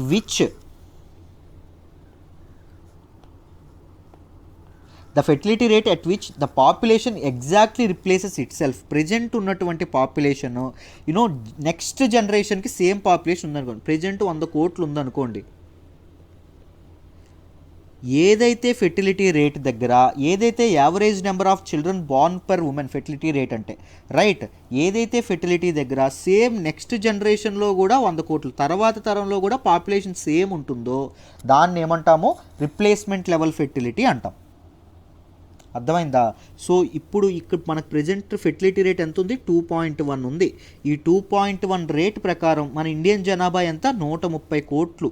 130 కోట్లు నెక్స్ట్ జనరేషన్కి కూడా 130 కోట్లే ఉంటుందంట, పెరగదంట. రైట్. ఇది చెప్పడం అనేది జరిగింది. అర్థమైందా? సో చాలా స్టేట్స్లో ఏంటండి మనం రీచ్ అయ్యాం? రిప్లేస్మెంట్ లెవెల్ ఫెర్టిలిటీ ఏదైతే ఉంటుందో దాన్ని రీచ్ అవ్వడం అనేది జరిగింది. వెరీ ఇంపార్టెంట్ అండి టర్మ్, గుర్తుపెట్టుకోండి దాని మీనింగ్ కూడా. We need to move away with two narratives build without evidence. ఆధారాలు లేకుండా 2 narratives ఏవైతే 2 misconceptions బిల్డ్ చేసుకున్నా అవేంటి? పాపులేషన్ ఎక్స్ప్లోజన్ ఒకటి, 2 చైల్డ్ పాలసీ ఒకటి. వీటన్నింటి నుంచి మనం అంత ఆలోచించొద్దు ఈ రెండింటి గురించి అని చెప్పడం అనేది జరుగుతుంది. దాంతోపాటు ఎన్ఎఫ్హెచ్ఎస్ 3 అండ్ ఎన్ఎఫ్హెచ్ఎస్ 4 ఏదైతే ఉందో వాటి డేటా కూడా చెప్పడం అనేది జరిగింది. జాగ్రత్తగా వినండి. ఎన్ఎఫ్హెచ్ఎస్ 3 అండ్ ఎన్ఎఫ్హెచ్ఎస్ 4 వీటిలో ఏం చెప్పారు? ఇది ఎప్పుడు కండక్ట్ చేశారు అంటే 2005 నుంచి 2016 మధ్యలో కండక్ట్ చేయడం అనేది జరిగింది. దీనిలో భాగంగా ఏం చెప్పారు? There was a decline in the use of modern methods, contraception methods ఏవైతే మోడర్న్ మెథడ్స్ ఆఫ్ కాంట్రసెప్షన్ ఏవైతే ఉన్నాయో, అంటే ఆధునిక గర్భాన్ని నిరోధించేటటువంటి మెథడ్స్ ఏవైతే ఉన్నాయో అక్రాస్ 12 అవుట్ ఆఫ్ 22 స్టేట్స్ అంట. 22 స్టేట్స్ అండ్ యూటీస్లో తగ్గిందంట. నెంబర్ డిక్రీజ్ అయింది, ఐ మీన్ మెథడ్స్ అనేవి వాడట్లేదు అని చెప్పడం అనేది జరిగింది. బట్ రీసెంట్గా 2018 రిపోర్ట్లో ఏమొచ్చింది, మన తాలూకా ఈ నెంబర్ అనేది ఇంక్రీజ్ అయింది అని చెప్పడం అనేది జరిగింది. సో NFHS 5 ఏం చెప్తుంది? NFHS అంటే ఏంటండి? National family health survey. అర్థమైందా? నేను సింపుల్గా మాట్లాడేస్తున్నాను. 5 ఏం చెప్పింది? వీటి తాలూకా యూజ్ అనేది కాంట్రసెప్టివ్, మోడర్న్ కాంట్రసెప్టివ్ మెథడ్స్ యొక్క యూజ్ అనేది పెరిగింది అని చెప్పడం అనేది జరిగింది. ఎంత పెరిగింది ఏంటి అని చెప్పి కొద్దిగా డేటా ఇచ్చారు, అది కూడా ఒక్కసారి టకటకా చూసేద్దాం. చూడండి అమ్మ, ఒకసారి ఇక్కడ చూడండి. పెరిగినటువంటి states contraceptive, modern contraceptive usage పెరిగినటువంటిది ఆంధ్రప్రదేశ్ 78% ప్రజెంట్ ఉండడం అనేది జరుగుతుంది. కాంట్రసెప్టివ్ యూసేజ్ అనేది 68% ప్రజెంట్ కర్ణాటకలో ఉంది, 67% ప్రజెంట్ తెలంగాణలో ఉంది, మహారాష్ట్రలో 63.8, గుజరాత్లో 53.6, కేరళలో 52.8, బీహార్లో 44.6. సో 2015 నుంచి మొత్తం ఎంతెంత పెరిగాయి అంటే 1.4% ఆంధ్రప్రదేశ్లో పెరగడం అనేది జరిగింది. కర్ణాటకలో ఏకంగా 16.9% పెరగడం అనేది జరిగింది. బీహార్లో చూడండి 21.1% ఏకంగా పెరగడం అనేది జరిగింది. సో వీటి తాలూకు యూసేజ్ అనేది పెరుగుతుంది, జనాల్లో అవేర్నెస్ అనేది పెరుగుతుంది. గుజరాత్లో 10.5% పెరగడం అనేది జరిగింది. సో హైయెస్ట్ ఇంక్రీజ్ ఎక్కడ చూసాం మనం? బీహార్లో చూసాం. లోయెస్ట్ ఇంక్రీజ్ ఎక్కడ చూసాం? మహారాష్ట్రలో చూసాం. గుర్తుపెట్టుకోండి. Right, these are the facts that were given in this article అండి. ఈ ఆర్టికల్లో ఏవైతే ఉన్నాయో అవన్నీ మీకు డీటెయిల్డ్గా చెప్పగలిగానని అనుకుంటున్నాను. సో ఇంతకీ సమ్ బ్యాక్గ్రౌండ్స్ అనేవి తెలుసుకుందాం. What is population? What do you mean by population? జనాభా అంటే ఏంటి? పాపులేషన్ అంటే it is group of individuals belonging to same species. Group of individuals belonging to same species which live in a given area at given time. ఒక కాలం పాటు ఒకే ఏరియాలో బతికేటటువంటి, ఒకే species చెందినటువంటి వాళ్ళు ఎవరైతే ఉంటారో వాళ్ళని పాపులేషన్ అంటాం. రైట్, పాపులేషన్ డెన్సిటీ అంటే ఏంటి? Number of individuals of the population per unit area or per unit volume. దీన్ని పాపులేషన్ డెన్సిటీ అని చెప్పి మనం అనడం అనేది జరుగుతుంది. పాపులేషన్ సైజ్ అనేది మనకి ఎలా తెలుస్తుంది? బర్త్ రేట్ ఏదైతే ఉంటుందో బర్త్ రేట్, డెత్ రేట్ ఏదైతే ఉంటుందో death rate or mortality rate అని కూడా అంటాం దీన్ని.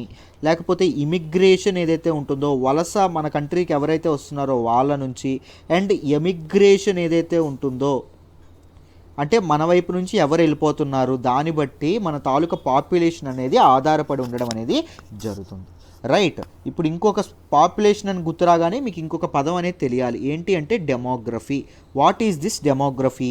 Demography is a field of sociology. సోషియాలజీలోనే ఒక ఫీల్డ్, అర్థమైందా? That examines population size, composition and distribution. దేనండి ఇది చేస్తుంది? పాపులేషన్ సైజు, కంపోజిషను అండ్ డిస్ట్రిబ్యూషన్ని ఇది చేస్తుందండి, ఎగ్జమైన్ చేయడం అనేది జరుగుతుంది. So demography is used to examine the effects of population and society. ఒక సమాజం మీద పాపులేషన్ యొక్క ఇంక్రీజ్ ఎలాంటి ఎఫెక్ట్ చూపిస్తుందో తెలుసుకోవడం అనేది తెలుసుకోవడానికి డెమోగ్రఫీ యూజ్ అవ్వడం అనేది జరుగుతుంది. అర్థమైందా? Right, so these are the things that you should remember regarding this article. ఇప్పుడు ఒక్కసారి మనం నెక్స్ట్ ఆర్టికల్ ఏదైతే ఉందో నెక్స్ట్ ఆర్టికల్ డీటెయిల్గా డిస్కస్ చేద్దాం. జాగ్రత్తగా చూడండి అమ్మ. మనం మాట్లాడుకోబోయే నెక్స్ట్ ఆర్టికల్ వచ్చేసి Kushner joins flight from Israel to Morocco. Very important regarding GS paper 2. International రిలేషన్స్లో మనం చాలా దీనిగా మాట్లాడాల్సుకోవాల్సినటువంటి విషయం. రైట్, జాగ్రత్తగా గుర్తుపెట్టుకోవాలి. Israel is a Jewish state అండి, యూదులు ఎక్కువగా ఉండేటటువంటి state. Morocco is a Arab state. Arab స్టేట్స్కి ఈ తాలూకా ఇజ్రాయిల్కి మధ్య కాన్ఫ్లిక్ట్ ఏంటో మీకు తెలుసనే అనుకుంటున్నాను. దాన్ని ఏమంటాము? ఇజ్రాయిల్ ప్యాలెస్తీనా కాన్ఫ్లిక్ట్ ఏదైతే ఉంటుందో ఇజ్రాయిల్ ప్యాలెస్తీనా కాన్ఫ్లిక్ట్ అంటాం. సో ఈ కాన్ఫ్లిక్ట్ ఎప్పుడైతే మొదలైందో అప్పటి నుంచి చాలా అరబ్ కంట్రీస్ ఏవైతే ఉన్నా ఇజ్రాయిల్తో కలవట్ల, ఇజ్రాయిల్ని ఒక కంట్రీగా కూడా గుర్తించట్ల. బట్ ఏమైంది? ఇద్దరి మధ్య టైస్ అనేవి నార్మలైజ్ అయినాయి, ఇద్దరి మధ్య టైస్ అనేవి ఇదవ్వడం అనేది జరిగింది. దీన్ని ఎవరు బ్రోకర్ చేశారు అంటే ట్రంప్ బ్రోకర్ చేయడం అనేది జరిగింది. వీటన్నింటి గురించి డీటెయిల్డ్గా తెలుసుకుందాం. ఒక్కసారి చూడండి. రీసెంట్గా మనకి ట్రంప్ మీడియేట్ చేయడం వల్ల, యుఎస్ ప్రెసిడెంట్ అయినటువంటి ట్రంప్ మీడియేట్ చేయడం వల్ల ఇజ్రాయిల్ అండ్ మొరాకో మధ్య ఇదేదైతే ఉన్నాయో, Morocco is an African nation అండి. ఓకేనా, వెస్ట్రన్ ఆఫ్రికన్ నేషన్, జాగ్రత్తగా గుర్తుపెట్టుకోవాలి. సో ఇజ్రాయిల్ అండ్ మొరాకో ఏవైతే ఉన్నాయో, ఇజ్రాయిల్ అండ్ మొరాకో మధ్య టైస్ అనేవి నార్మలైజ్ అవ్వడం అనేది జరిగింది. రైట్, రెండూ కలవడం అనేవి జరిగాయి. సో రెండూ కలవడం వల్ల first ever Israel Morocco direct flight, Israel నుంచి మొరాకోకి వెళ్ళినటువంటి డైరెక్ట్ కమర్షియల్ ఫ్లైట్ అనేది నార్త్ ఆఫ్రికన్ కింగ్డమ్లో ఇదవ్వడం అనేది జరిగింది. ఏంటి నార్త్ ఆఫ్రికన్ కింగ్డమ్? వీటన్నింటినీ మనం వెస్ట్రన్ ఆఫ్రికన్ మనకి ఇదేదైతే ఉంటుందో కాన్ఫ్లిక్ట్ డిస్టర్బెన్స్ ఏదైతే ఉంటుందో దానిలో మనం చదువుకుంటాం. రైట్, నేను అది కరెంట్ అఫైర్స్ కోర్స్లో ఇలాంటి ఇష్యూస్ చాలాసార్లు ఎక్స్ప్లెయిన్ చేశాను. రైట్, ఇలాంటివి చాలా ఇన్డెప్త్ మనం నేర్చుకుంటాం. If you want to join, if you are curious about learning these international relations things, సింపుల్గా చక్కగా ఇలాగే డీటెయిల్డ్గా చెప్తానమ్మా, జాగ్రత్తగా జాయిన్ అవ్వండి. రైట్, సో యుఎస్ఏ అనేది ఏం చేసింది, బ్రోకర్ చేయడం అనేది జరిగింది. ఎవరెవరి మధ్య? జూయిష్ స్టేట్ అయినటువంటి ఇజ్రాయిల్ అండ్ అరబ్ స్టేట్ అయినటువంటి మొరాకో మధ్య ఇది చేయడం అనేది జరిగింది. దాంతోపాటు ఇంకొక విశేషం ఏంటంటే, ట్రంప్ యొక్క సన్ ఇన్ లా ఎవరైతే ఉంటారో, అల్లుడు గారు ఎవరైతే ఉంటారో, లేకపోతే వైట్ హౌస్ యొక్క అడ్వైజర్గా ఇప్పటివరకు ఎవరైతే పనిచేశారో కుష్నర్, ఆయన ఏం చేశారు, ఇజ్రాయిలీ పిఎం యొక్క నేషనల్ సెక్యూరిటీ అడ్వైజర్ అయినటువంటి మీర్ బిన్ షాబత్తో కలిసి ఈ ఫ్లైట్లో ప్రయాణించడం అనేది జరిగింది. ఫ్లైట్ ఎక్కడి నుంచి ఎక్కడికి వెళ్ళిందండి? ఇజ్రాయిల్ నుంచి మొరాకోకి వెళ్ళింది.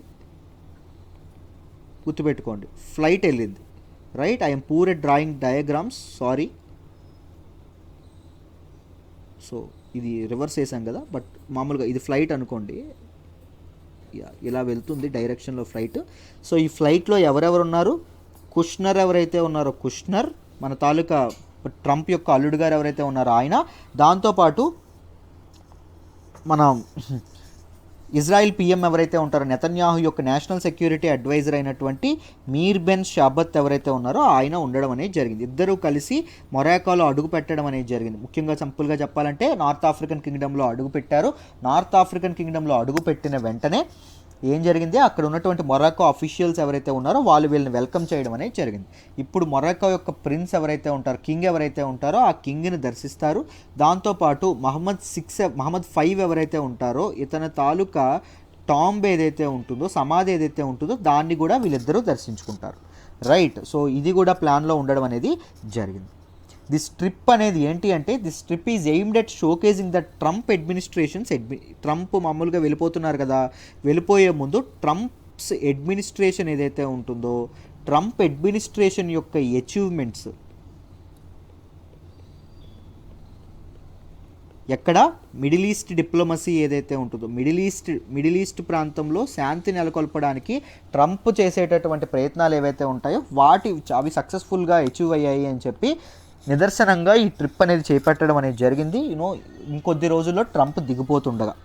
Morocco become the third Arab state this year after UAE and Bahrain. UAE and Bahrain ముందు ఇది చేయడం అనేది జరిగిందమ్మా, తర్వాత సూడాన్ కూడా చేసుకోవడం అనేది జరిగింది. బట్ సూడాన్ ఎటువంటి ఇవేవైతే ఉంటాయో మన తాలూకా ఫ్లైట్స్ ఏవైతే ఉంటాయో వీటన్నింటిని ఇది చేయలేదు. But UAE and Bahrain commercial flight కూడా మధ్య నడవడం అనేది జరిగింది, ఇజ్రాయిల్కి యూఏఈకి, ఇజ్రాయిల్కి బెహ్రెయిన్కి మధ్య. దాని తర్వాత ఎవరండి, మొరాకో అనేది this is the Arab state, this join the list. అర్థమైందా? అండ్ మొత్తం మొరాకో ఎన్నో అరబ్ది 4th, గుర్తుపెట్టుకోండి, 4th అరబ్ నేషన్ అండి, 4th Arab state since August to commit to establishing diplomatic relations with the Jewish state of Israel. ఇజ్రాయిల్తో diplomatic relations పెట్టుకున్నటువంటి 4th Arab state, జాగ్రత్తగా గుర్తుపెట్టుకోండి. ఈ ఇయర్ 4th అరబ్ స్టేట్ అండి. ముందున్నాయి అంటే ఈజిప్ట్ లాంటివి ఉన్నాయి, ఒకసారి వాటన్నింటి గురించి డిస్కస్ చేద్దాం. చూడండి, వీటన్నింటి గురించి మీరు డిస్కస్ చేయాలంటే ఇజ్రాయిలీ ప్యాలెస్తీన్ కాన్ఫ్లిక్ట్ ఏదైతే ఉంటుందో అది తెలుసుకోవాలి. సింపుల్గా చూడండి, జాగ్రత్తగా ఎక్స్ప్లెయిన్ చేస్తాను. ఈ ఇజ్రాయిలీ ప్యాలెస్తీన్ కాన్ఫ్లిక్ట్ ఏదైతే ఉందో this is mainly A conflict over a territory. ఇండియాకి పాకిస్తాన్కి దేనికోసం గొడవ, ఒక చిన్న టెరిటరీ, పాకిస్తాన్ ఆక్యుపైడ్ కాశ్మీర్ ఏదైతే ఉంటుందో అది డిస్ప్యూటెడ్ టెరిటరీ. చైనాకి ఇండియాకి దేనికి గొడవ, టెరిటోరియల్ డిస్ప్యూట్. సో అలాంటి డిస్ప్యూటే ఇజ్రాయిల్కి ప్యాలెస్తీనాకి మధ్య ఉన్నటువంటి డిస్ప్యూట్. అర్థమైందా? సో 1948లో ఏం జరిగింది అంటే అరబ్ ఇజ్రాయిలీ వార్ అనేది జరిగింది. అరబ్ కంట్రీ అయినటువంటి ప్యాలెస్తీనాకి ఇజ్రాయిలీ వార్ అనేది జరగడం అనేది జరిగింది. సో ఇజ్రాయిల్కి మధ్య అరబ్ నేషన్స్ వీళ్ళకి సపోర్ట్ చేశాయి, కొన్ని అదర్ నేషన్స్ అనేవి ఇజ్రాయిల్కి సపోర్ట్ కూడా చేయడం అనేది జరిగింది దీనిలో.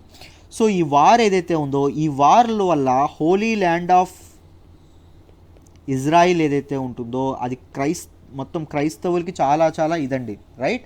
క్రైస్తవులకి చాలా చాలా ఇదైనటువంటి ఇది. దాంతోపాటు అరబ్బులకు కూడా చాలా చాలా ఇదైనటువంటి ఇది. దాంతోపాటు యూదులు, జ్యూస్ ఎవరైతే ఉంటారో వాళ్ళకు కూడా చాలా చాలా భక్తిపూర్వకమైనటువంటి పవిత్రమైనటువంటి స్థానం. సో హోలీ ల్యాండ్ ఏదైతే ఉంటుందో it has divided into 3 states. ఒకటి state of Israel, 2 West Bank, 3వది గాజా స్ట్రిప్ అనేటటువంటి 3 దీనిగా విడిపోవడం అనేది జరిగింది. విడిపోయిన తర్వాత ఏమైంది సార్, 1967లో 1967లో ఇంకొక వార్ జరిగింది.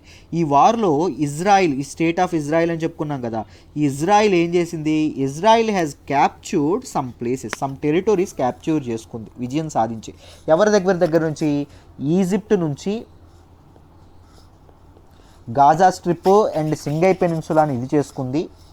సింగై పెనిన్సులా అండ్ గాజా స్ట్రిప్ అమ్మ, రైట్.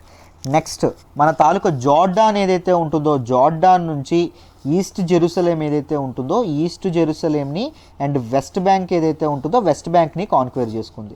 సిరియా ఏదైతే ఉంటుందో, సిరియా నుంచి గోల్డెన్ హైట్స్ ఏవైతే ఉంటాయో గోల్డెన్ హైట్స్ అనేటటువంటి ప్రాంతాన్ని స్వాధీనపరుచుకోవడం అనేది జరిగింది. సో ఆఫ్టర్ 1967 వార్ తర్వాత ఏం జరిగింది, అరబ్ వరల్డ్ ఏదైతే ఉంటుందో, అరబ్ నేషన్స్ ముస్లిం వరల్డ్ ఏదైతే ఉంటుందో వీళ్ళందరూ, అరబ్ వరల్డ్ నేషన్స్ ఏవైతే ఉన్నాయో వీరందరూ ఏం చేశారు, ఇజ్రాయిల్తో ఎటువంటి రిలేషన్ పెట్టుకోకూడదు అని చెప్పారు. 3 నోస్ అని చెప్పి అనుకున్నారండి, 3 noes. What are those noes? No peace with Israel, no peace. No talks with ఇజ్రాయిల్తో మాట్లాడకూడదు. దాంతోపాటు నో రికగ్నిషన్ ఆఫ్ ఇజ్రాయిల్ని ఒక దేశంగా గుర్తించకూడదు అని చెప్పి అనుకున్నారు. బట్ కానీ ఎప్పుడు అనుకున్నారు, పోస్ట్ 1967 వార్, 1967లో వార్ అయిపోయిన తర్వాత. కానీ ఏం జరిగింది, 1979లో 1979లో ఈజిప్ట్ ఏం చేసింది, ఇజ్రాయిల్తో మైత్రి చేసుకోవడం అనేది జరిగింది. ఇజ్రాయిల్తో రిలేషన్ అనేది నార్మల్ చేసుకోవడం అనేది జరిగింది, రైట్. దీని ద్వారా ఏం చేసుకున్నారు, సిన్నై పెనిన్సులా ఏదైతే ఉంటుందో దాన్ని మళ్ళీ ఈజిప్ట్కి అప్పగించింది ఇజ్రాయిల్. అర్థమైందా? తర్వాత 1994లో జార్డాన్ అనేది ఇజ్రాయిల్ని గుర్తించడం అనేది జరిగింది. ఇజ్రాయిల్తో టైస్ నార్మలైజ్ చేసుకోవడం అనేది జరిగింది. అర్థమైందా, రైట్. సో దీనివల్ల ఏం జరిగింది అంటే, ఈ జార్డాన్ గుర్తించడం వల్ల west bank and Gaza strip ఏదైతే ఉంటుందో అక్కడ ఈ 2 ప్రాంతాల్లో పాలస్తీన్ పీపుల్ ఎవరైతే ఉంటారో వాళ్ళకి అథారిటీ అనేది ఇవ్వండి అని చెప్పి చెప్పడం అనేది జరిగింది. దానికి ఇజ్రాయిల్ ఒప్పుకుంది. నెక్స్ట్ ఎప్పుడు జరిగింది మళ్ళీ నార్మలైజేషన్, ఆగస్ట్ 2020 ఈ సంవత్సరమే జరిగింది. ఎవరండి, యూఏఈ చేసుకోవడం అనేది జరిగింది. Israel would suspend its plans to annex part of West Bank. Israel అనేది వెస్ట్ బ్యాంక్ని ఆక్రమించుకుంటానని చెప్పింది. ఆక్రమణ అనేటువంటి నిర్ణయాలు ఏవైతే ఉంటాయో వాటిని వెనక్కి తీసుకుంది ఈ డీల్ చేసుకున్నందువల్ల. నెక్స్ట్ మళ్ళీ 2020 సెప్టెంబర్లో ఎవరండి, బెహ్రెయిన్ ఏదైతే ఉంటుందో బెహ్రెయిన్, సెప్టెంబర్ అండి గుర్తుపెట్టుకోండి, ఇది ఆగస్ట్. బెహ్రెయిన్ అనేది రిలేషన్స్ నార్మలైజ్ చేసుకోవడం అనేది జరిగింది. అక్టోబర్లో ఎవరు చేసుకున్నారు, సూడాన్ అనేది నార్మలైజ్ చేయడం అనేది జరిగింది. బెహ్రెయిన్కి కూడా కావాల్సింది ఏంటి అంటే, ఇజ్రాయిల్ వెస్ట్ బ్యాంక్ని ఎనెక్స్ చేసుకోవాలి అంటే, పాలస్తీన్ పీపుల్ ఎక్కువైతే, అరబ్ పీపుల్ ఎవరైతే ఎక్కువ ఉన్నారో ఆ ప్రాంతాన్ని ఆక్రమించుకోవాలి అనేటటువంటి నిర్ణయాన్ని వెనక్కి తీసుకోవాలి అనేటటువంటి అగ్రిమెంట్తో చేసుకున్నారండి, రైట్. దాని తర్వాత ఇప్పుడు సూడాన్ తర్వాత ఎవరు చేసుకున్నారు, మొరాక్కో చేసుకోవడం అనేది జరిగింది. ఈ డీల్స్ అన్నింటినీ 2020లో జరిగిన డీల్స్ అన్నింటినీ బ్రోకర్ ఎవరు చేశారు, ట్రంప్ చేయడం అనేది జరిగింది. ఎందుకు చేశారు ట్రంప్ అంటే, ట్రంప్కి ఎలక్షన్లు దగ్గర పడుతున్నాయి, రైట్. మొన్నే కదా అమెరికాలో ఎలక్షన్లు అయినాయి. సో ఎలక్షన్లో మొన్న లాస్ట్ ఎలక్షన్లు, ఇప్పుడు ఎలక్షన్లు కాకుండా లాస్ట్ ఎలక్షన్లో ట్రంప్ ఎప్పుడైతే గెలిచారో ఆ ఎలక్షన్స్లో ఏం చెప్పారు అంటే, మన తాలూకా మిడిల్ ఈస్ట్ ప్రాంతాలు ఏవైతే ఉంటాయి, వివిధ దేశాల్లో పనిచేస్తున్నటువంటి మన ఆర్మీ పర్సోనల్ని మళ్ళీ మన యూఎస్కి తెప్పించి మీ ఫ్యామిలీస్తో కలుపుతాను అని చెప్పి ఆర్మీ పీపుల్ యొక్క ఫ్యామిలీస్కి ఈయన ప్రామిస్ చేయడం అనేది జరిగింది. ఎన్నికల ప్రామిస్ చేశాడండి, ఎన్నికల దీనికోసం ప్రామిస్ చేశారు, రైట్. సో ఎన్నికలు దగ్గర పడుతున్నాయి. సో జనాలు ఎవరైతే ఓట్లు వేసిన వాళ్ళు మళ్ళీ ఓట్లు వేయాలంటే ఏం చేయాలి, ఆ పీపుల్ అందరు ఎవరైతే ఉన్నారో, సెక్యూరిటీ పర్సన్లు ఎవరైతే ఉన్నారో వాళ్ళని ఇంటికి రప్పించాలి. అర్థమైందా? సో ఇంటికి రప్పించాలంటే ఏం చేయాలి, వీళ్ళ దగ్గర పీస్ అనేది ప్రివైల్ అవ్వాలి. పీస్ అనేది ఎప్పుడు ప్రివైల్ అవుతుంది, 2 కంట్రీస్ మధ్య సఖ్యత మొదలైనప్పుడు ఇదవుతుంది. సో యూఏఈకి ఇజ్రాయెల్కి సఖ్యత మొదలైంది, బహ్రెయిన్కి ఇజ్రాయెల్కి సఖ్యత మొదలైంది, సూడాన్కి ఇజ్రాయెల్కి సఖ్యత మొదలైంది, మొరాకోకి ఇజ్రాయెల్కి ఫ్రెండ్షిప్ మొదలైంది. సో చక్కగా ఏమవుతుంది, అక్కడ ఉన్నటువంటి మన తాలూకా పర్సోనల్ ఎవరైతే ఉంటారో వాళ్ళు వస్తారు వెనక్కి. సో ట్రంప్ అడ్మినిస్ట్రేషన్కి ఇది ఒక విన్ గేమ్ అని చెప్పి మనం అనుకోవచ్చు, right. So these are the facts that you should remember regarding this article. మీకు ప్రతి ఒక్కటి ఇన్ డీటెయిల్ ప్రతిసారి చెప్తున్నానండి, రైట్. ఎవ్రీ టైం అలాగే చెప్పడం అనేది జరుగుతుంది, రివిజన్ అనేది జరుగుతుంది. చక్కగా మీరు you can make use of this analysis. ఆలోచించండి, మీ ఫ్రెండ్స్కి కూడా ఉపయోగపడుతుందంటే తప్పకుండా షేర్ చేయండి అమ్మా videos, right. I hope you share all our videos and మీ ఫ్రెండ్స్తో షేర్ చేసుకోండి. కరెంట్ అఫైర్స్ కోర్సులో జాయిన్ అవ్వడానికి ప్రయత్నించండి, చాలా చాలా వాల్యూ ఎడిషన్ ఉంటుంది. నన్ను నమ్మి జాయిన్ అవ్వండి, మీకోసం ఎంత కష్టపడడానికి ఎంత స్ట్రెచ్ అవ్వడానికైనా నేను రెడీగా ఉన్నాను. యూనో మీకు చాలా వాల్యూ ఎడిషన్ ఉంటుంది, రైట్. చూడండి ఇప్పుడు మనం ఒకసారి నెక్స్ట్ ఆర్టికల్ ఏదైతే ఉంటుందో దాన్ని డిస్కస్ చేద్దాం. ఒకసారి చూడండి. మనం మాట్లాడుకోబోయే నెక్స్ట్ ఆర్టికల్ వచ్చేసి centre to set up development finance entity in 3 to 4 months. Very very important regarding GS paper 3 అండి. జాగ్రత్తగా వింటే క్లియర్గా ఎక్స్ప్లెయిన్ చేస్తాను, జాగ్రత్తగా వినండి. ఎకానమీలో మాట్లాడుకుంటాం. గవర్నమెంట్ తన తాలూకా నిర్ణయం చెప్తూ గవర్నమెంట్ ఏం చెప్పింది అంటే, government plans to set up A development finance institution ఏదైతే ఉంటుందో దీన్ని సెటప్ చేయాలని చెప్పి అనుకుంటున్నారు. ఎన్నాళ్ళలో అంటే నెక్స్ట్ 3 to 4 months లోపలగా దీన్ని సెటప్ చేసేటటువంటి నిర్ణయం అనేది బయటకు వదులుతామని చెప్పి చెప్పడం అనేది జరిగింది. Why? With a view to mobilise 111 మొత్తం 111 lakh crores అనేవి సమకూర్చడం కోసం. ఎవరికి సమకూరుస్తారు? నేషనల్ ఇన్ఫ్రాస్ట్రక్చర్ పైప్ లైన్ ఏదైతే ఉంటుందో గవర్నమెంట్ అనేది అనౌన్స్ చేసింది, రైట్. ఈ పైప్ లైన్కి ఉపయోగపడేటటువంటి దాని మీద ఖర్చు చేయడానికి ఉపయోగించేటటువంటి 111 lakh crores ఏదైతే ఉంటుందో దీన్ని మొబిలైజ్ చేయడానికి, దీన్ని క్యాపిటల్ అనేది సృష్టించడానికి, సో ఫండింగ్ అనేది సృష్టించడానికి. ఫండింగ్ అనేది ఎందుకు? బ్యాంకుల నుంచి చక్కగా తెచ్చుకోవచ్చు కదా సార్ అప్పు అని అనుకోవచ్చు.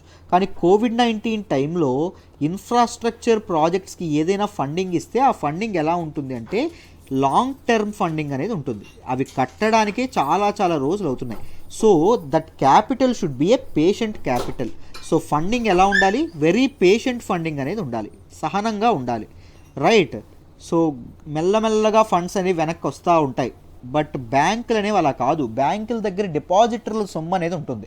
సో డిపాజిటర్లకు సకాలంలో చెల్లించాలంటే బ్యాంకులు ఎప్పటికప్పుడు లాగేసుకోవాలి, రైట్. సో దానివల్ల ఆ ఒక్క కాన్సెప్ట్ వల్ల ఏం చేస్తున్నారు, బ్యాంకులు కాకుండా ఒక డెవలప్మెంట్ ఫైనాన్స్ ఇన్స్టిట్యూషన్ అనేది స్టార్ట్ చేసి దాని ద్వారా ఇది చేయడం అనేది జరుగుతుంది. దాని ద్వారా ఇన్ఫ్రాస్ట్రక్చర్ ప్రాజెక్ట్స్ ఏవైతే ఉన్నాయో వాటికి ఫండింగ్ చేయబోతున్నారు, right. Why? Because infrastructure financing needs patient capital. మళ్ళీ చెప్పాను కదా, చాలా చాలా మెల్లగా డబ్బులు ఇప్పటికిప్పుడు ఇచ్చేసి వెంటనే మాకు ఇచ్చేయండి అని చెప్పి తల మీద కూర్చోకూడదు, అర్థమైందా. సో పేషెంట్గా ఉండాలి, ఎందుకంటే ప్రాజెక్ట్ కంప్లీట్ అయ్యేటప్పటికే 10-15 ఏళ్ళు పడుతూ ఉంటుంది. సో ప్రాజెక్ట్ కంప్లీట్ అయ్యే టైంకి వెనక్కి కడతారు డబ్బులు. దాంతోపాటు ఇదొక్కటే కాకుండా ఒక డిఎఫ్ఐని ఇన్స్టిట్యూట్ చేయడమే కాకుండా బాండ్ మార్కెట్ ఏదైతే ఉంటుందో దాన్ని కూడా డీపెన్ చేద్దాం అనుకుంటున్నారు. బాండ్ మార్కెట్ అంటే ఏంటి? బాండ్ అంటే ఏంటి? గవర్నమెంట్కి డబ్బులు కావాల్సి వచ్చినప్పుడు గవర్నమెంట్ ఇష్యూ చేసేది బాండ్. ఈ బాండ్లో ఏముంటుంది? ఒక ఫేస్ వాల్యూ ఉంటుంది. ఒక 10,000 బాండ్ ఇష్యూ చేస్తుంది అనుకోండి, దానికి ఒక కూపన్ కోడ్ ఉంటుంది, 10% కూపన్ కోడ్ అనుకోండి. దాంతోపాటు మెచ్యూరిటీ డేట్ ఒక 10 years అనుకోండి. దీని అర్థం ఏంటి? మనకి గవర్నమెంట్కి మనం ముందు 10,000 ఇస్తే బాండ్ కొనుక్కునే వ్యక్తి గవర్నమెంట్కి ముందు ఎంత ఇవ్వాలి? 10,000 ఇస్తే గవర్నమెంట్ 10 రూపాయలు ఇంట్రెస్ట్ చొప్పున 10% ఇంట్రెస్ట్ చొప్పున ఎంత ఇస్తుంది? 10% ఇంట్రెస్ట్ అంటే 10 రూపాయలు కాదు, 10% ఇంట్రెస్ట్ చొప్పున 10 సంవత్సరాల పాటు మనకు వడ్డీ చెల్లించడం అనేది జరుగుతుంది. సో ఆఫ్టర్ ద మెచ్యూరిటీ తర్వాత అసలు కూడా చెల్లిస్తుంది, అర్థమైందా. సో ఇది మనకి ఇదవ్వడం అనేది జరుగుతుంది. దీన్ని మనం బాండ్ అంటాం, అర్థమైందా. బట్ ఈ బాండ్ ద్వారా మామూలుగా గవర్నమెంట్కి డబ్బులు కావాల్సినప్పుడు బాండ్ వల్ల నిధులు సమకూర్చుకుంటారండి. బట్ ఏం జరుగుతుంది? బాండ్ మార్కెట్ అనేది ఇట్ ఈజ్ నాట్ రోబస్ట్, డీపెన్గా లేదు. కాబట్టి దీన్ని డీపెన్ చేద్దాం అనుకుంటున్నారు, దీన్ని చాలా స్ట్రెంథెన్ చేద్దామని చెప్పి అనుకోవడం అనేది జరుగుతుంది. అండ్ డిస్కషన్స్ అనేవి ప్రజెంట్ దేని మీద అవుతున్నాయి అంటే డిఎఫ్ఐ ఏదైతే ఉంటుందో మన తాలూకా డెవలప్మెంట్ ఫైనాన్స్ ఇన్స్టిట్యూషన్ ఏదైతే ఉంటుందో దానిలో గవర్నమెంట్ యొక్క స్టేక్ ఎంత ఉండాలి, గవర్నమెంట్ యొక్క షేర్ ఎంత ఉండాలి అని చెప్పి, దాంతోపాటు ఒక స్టాట్యూట్, ఒక లా ప్రకారం ఇది ఏదైతే ఉందో దీన్ని తీసుకొద్దామా, డిఎఫ్ఐని తీసుకొద్దామా, లేకపోతే ఒక నోటిఫికేషన్ ద్వారా సింపుల్గా చేద్దామా అనేటటువంటి నిర్ణయాల్లో ఉండడం అనేది జరిగింది. ఇన్ యర్ లాస్ట్ బడ్జెట్ స్పీచ్లో ఫైనాన్స్ మినిస్ట్రీ ఎవరైతే ఉన్నారో, ఆర్థిక శాఖ మంత్రి ఎవరైతే ఉన్నారో Nirmala Sitharaman, she had propose to set up DFIs అనేవి చాలా చాలా ప్రపోజ్ చేస్తాము డెవలప్మెంట్ కోసం అని చెప్పడం అనేది జరిగింది. వై? ఫర్ ఇన్ఫ్రాస్ట్రక్చర్ ఫండింగ్ అండి. ముఖ్యంగా నేషనల్ ఇన్ఫ్రాస్ట్రక్చర్ పైప్లైన్ ఏదైతే ఉంటుందో it is comprises of around 7,000 projects. So ఈ 7,000 ప్రాజెక్ట్స్కి నిధులు సమకూర్చడం అంటే బ్యాంకులు తరం కాదు. సో దాంతోపాటు బ్యాంకులు ఎక్కువ ఇంట్రెస్ట్ కావాలి, ఎక్కువ లాభం కావాలి, ప్రాఫిట్ మోటివ్తో ఉంటాయి. బట్ డెవలప్మెంట్ ఫైనాన్స్ ఇన్స్టిట్యూషన్స్ అనేవి ప్రాఫిట్ మోడ్తో ఉండవు, రైట్? అవి ఏం చేస్తాయి, డెవలప్మెంట్ అనేది మెయిన్గా దృష్టిలో పెట్టుకొని అవి ముందుకు తీసుకెళ్ళడం అనేది జరుగుతుంది. దీస్ డిఎఫ్ఐ హ్యాస్ 2 రోల్స్ అండి. ఒకటి డెవలప్మెంట్ అనేటటువంటి రోలు, ఇంకొకటి ఏంటి ఫైనాన్సింగ్ అనేటటువంటి రోల్, మళ్ళీ డబ్బు కూడా చేసుకోవాలి అనేటటువంటి రోల్. సో లాంగ్ టర్మ్ ఇవేవైతే ఉంటాయో, లోన్స్ ఏవైతే ఉంటాయో అవి డిఎఫ్ఐస్ ఇస్తాయి. ఎందుకోసం ఇస్తాయి? ఇన్ఫ్రాస్ట్రక్చర్ ప్రాజెక్ట్స్ కానీ డెవలప్మెంట్ ప్రాజెక్ట్స్ కానీ ఇవ్వడం అనేది జరుగుతుంది. ఈవెన్ మీరు హిస్టరీ చూసుకుంటే డిఎఫ్ఐస్ యొక్క హిస్టరీ, మెనీ డిఎఫ్ఐస్ అనేవి ప్రియర్ టు లిబరైజేషన్ ఏజ్, అంటే 1991 నుంచి మనకి పివి నరసింహరావు గారు ఏం తీసుకొచ్చారు, ఎల్పిజి రిఫార్మ్స్ తీసుకొచ్చారు. లిబరలైజేషన్, మనకి ప్రైవేటైజేషన్ అండ్ గ్లోబలైజేషన్ రిఫార్మ్స్ తీసుకురావడం అనేది జరిగింది. Before liberalisation India had many DFIs, many development finance institutions అనేవి చాలా చాలా ఉండడం అనేది జరిగింది for the development of industrial development కోసం. దాంతోపాటు మీరు పెద్ద పెద్ద బ్యాంకులు అయినటువంటి ఐసిఐసిఐ అండ్ ఐడిబిఐ ఇవన్నీ ఏవైతే ఉన్నాయో ఇవన్నీ డిఎఫ్ఐస్ అండి ముందు, రైట్? ముందు డిఎఫ్ఐస్, తర్వాత ఇవి కమర్షియల్ బ్యాంక్స్ అయినాయి. అర్థమైందా? నెక్స్ట్ మనకి ఐఎఫ్సిఐ ఏదైతే ఉంటుందో, కంట్రీస్ ఓల్డెస్ట్ ఫైనాన్షియల్ ఇన్స్టిట్యూషన్ అయినటువంటి ఐఎఫ్సిఐ 1948లో ఎస్టాబ్లిష్ చేశారు. ఈ ఐఎఫ్సిఐ ఏదైతే ఉంటుందో this also has acted as a DFI. ఇప్పుడు ఎన్బిఎఫ్సి కానీ ఇది కూడా మనకి డెవలప్మెంట్ ఫైనాన్స్ ఇన్స్టిట్యూషన్గా ఇదవ్వడం అనేది జరిగింది. అర్థమైందా? ఎందుకండి ఈ డిఎఫ్ఐస్ ఉపయోగపడతాయి, వాట్ ఈస్ దేర్ నీడ్ అంటే చూడండి, మీకు మెయిన్స్లో ఉపయోగపడుతుంది. ఫాస్టరింగ్ ఇండస్ట్రియల్ గ్రోత్ అనేది సక్రమంగా పెంచడం కోసం, లాంగ్ టర్మ్ అసిస్టెంట్స్ అంటే లాంగ్ టర్మ్ లోన్స్ ఏవైతే ఉంటాయో లాంగ్ టర్మ్ లోన్స్ అనేవి కల్పించడం కోసం, డెవలప్మెంట్ బ్యాలెన్స్డ్గా ఇదవ్వడం కోసం, ఇన్ఫ్రాస్ట్రక్చర్ బిల్డింగ్ కోసం, ఎంటర్ప్రెన్యూర్షిప్ డెవలప్మెంట్ కోసం, దాంతోపాటు సోషియో ఎకానమిక్ ప్రాజెక్ట్స్ ఏవైతే ఉంటాయో అంటే రోడ్లు కానీ, దాంతోపాటు డిఫరెంట్ ఇవి కానీ ఇవి ఏవైతే ఉంటాయో ఇవన్నీ వేయడానికి ఇవి చాలా డెవలప్మెంట్ ఇన్స్టిట్యూషన్స్ అనేవి చాలా చాలా హెల్ప్ చేస్తాయి. So it mainly promotes the development of industry కానీ ఇది కానీ ప్రమోట్ చేయడం అనేది జరుగుతుందమ్మా, రైట్? సో జాగ్రత్తగా గుర్తుపెట్టుకోవాలి. ఒక్కసారి మన నేషనల్ ఇన్ఫ్రాస్ట్రక్చర్ పైప్లైన్ ఏదైతే ఉందో దాని గురించి ఒక్కసారి మనం తెలుసుకుందాం. ఇంపార్టెంట్ పాయింట్స్ మీకు ప్రిలిమ్స్లో గుర్తుండాలి, జాగ్రత్తగా గుర్తుపెట్టుకోండి. ఇది ఎప్పుడండి తీసుకొచ్చారు? 2019లో తీసుకొచ్చారు. 2019 నుంచి 2025 వరకు నెక్స్ట్ 5 ఇయర్స్ ఏవైతే ఉన్నాయో 5 ఇయర్స్లో ఏం చేస్తారు, ఇన్ఫ్రాస్ట్రక్చర్ ప్రాజెక్ట్స్ ఏవైతే ఉన్నాయో డిఫరెంట్ ఇన్ఫ్రాస్ట్రక్చర్ ప్రాజెక్ట్స్ అనేవి ఇది చేయడం అనేది జరుగుతుంది. దిస్ నేషనల్ ఇన్ఫ్రాస్ట్రక్చర్ పైప్లైన్ ఏదైతే ఉంటుందో దిస్ ఇంక్లూడ్స్ ఎకనామిక్, దేశం తాలూకా ఆర్థిక వ్యవస్థ అనేది పెరగాలి, అండ్ సోషల్ ఇన్ఫ్రాస్ట్రక్చర్, జనాల యొక్క లైఫ్ స్టాండర్డ్స్ కూడా పెరగాలి. సోషల్ ఇన్ఫ్రాస్ట్రక్చర్ ఏదైతే ఉంటుందో ఈ ప్రాజెక్ట్స్ కూడా ఉంటాయి. అంటే ఏంటి, రోడ్స్, అర్బనైజేషన్ చేయడం కోసం, దాంతోపాటు ఎడ్యుకేషను, దాంతోపాటు హెల్త్, దాంతోపాటు రైల్వేస్, దాంతోపాటు పవర్, దాంతోపాటు ఇరిగేషన్ ప్రాజెక్ట్స్ ఇవన్నీ రావడం అనేది జరుగుతుందండి, రైట్? మేజర్ ప్రాజెక్ట్స్ ఏంటి అంటే Delhi Mumbai express highway, Chennai Bengaluru express highway, national gas grid, ఇంకా ప్రధానమంత్రి ఆవాస్ యోజన అండ్ జల్ జీవన్ మిషన్ ఇవన్నీ నేషనల్ ఇన్ఫ్రాస్ట్రక్చర్ పైప్లైన్లోకి రావడం అనేది జరుగుతుంది. దాంతోపాటు గోదావరి కావేరీ రివర్ లింకింగ్ కూడా అండి, గోదావరి కావేరీ రివర్ లింకింగ్ ఏదైతే ఉంటుందో అది కూడా మనకి నేషనల్ ఇన్ఫ్రాస్ట్రక్చర్ పైప్లైన్లోకి రావడం అనేది జరుగుతుంది. This is a tool for inclusive growth అని చెప్పి గవర్నమెంట్ చెప్పడం అనేది జరిగింది. సమ్మిళిత అభివృద్ధి సాధించాలంటే, అంటే అభివృద్ధిలో ప్రతి ఒక్కరిని భాగస్వాములు చేయాలంటే ఇది ఇన్ఫ్రాస్ట్రక్చర్ అనేది బిల్డ్ చేయాలి. ఇన్ఫ్రాస్ట్రక్చర్ బిల్డ్ చేయడం కోసమే తీసుకొచ్చింది ఏంటి, నేషనల్ ఇన్ఫ్రాస్ట్రక్చర్ పైప్లైన్. రైట్, జనాల యొక్క ఈజ్ ఆఫ్ లివింగ్ అనేది పెంచాలి అని చెప్పడం అనేది జరిగింది. సో ఈ ప్రాజెక్ట్ ఏదైతే ఉంటుందో it expected to turn India into a 5 trillion economy. ఎప్పటికండి 5 ట్రిలియన్ జీడిపి అనేది మనం రీచ్ అవుతూ ఉంటుంది దీనివల్ల. ఎప్పటికీ 2024 2025కి రీచ్ అవ్వడం అనేది జరుగుతుంది త్రూ దిస్. సో ఈ ఫ్యాక్ట్స్ ఏవైతే ఉన్నాయో ఈ ఫ్యాక్ట్స్ని మీరు గుర్తుపెట్టుకోవాలి. దీనిలో సెంట్రల్ గవర్నమెంట్ షేర్ ఎంత అంటే ఈ ప్రాజెక్ట్స్లో 39% సెంట్రల్ గవర్నమెంట్ యొక్క షేర్ అండి. రైట్, స్టేట్ గవర్నమెంట్ షేర్ ఎంత అంటే 39% స్టేట్ గవర్నమెంట్స్ యొక్క షేర్. 22% ఎవరి షేర్ సార్ అంటే ప్రైవేట్ సెక్టార్ యొక్క షేర్. ప్రైవేట్ సెక్టార్ కూడా దీనిలో షేర్గా ఉండడం అనేది జరిగింది. అర్థమైందా?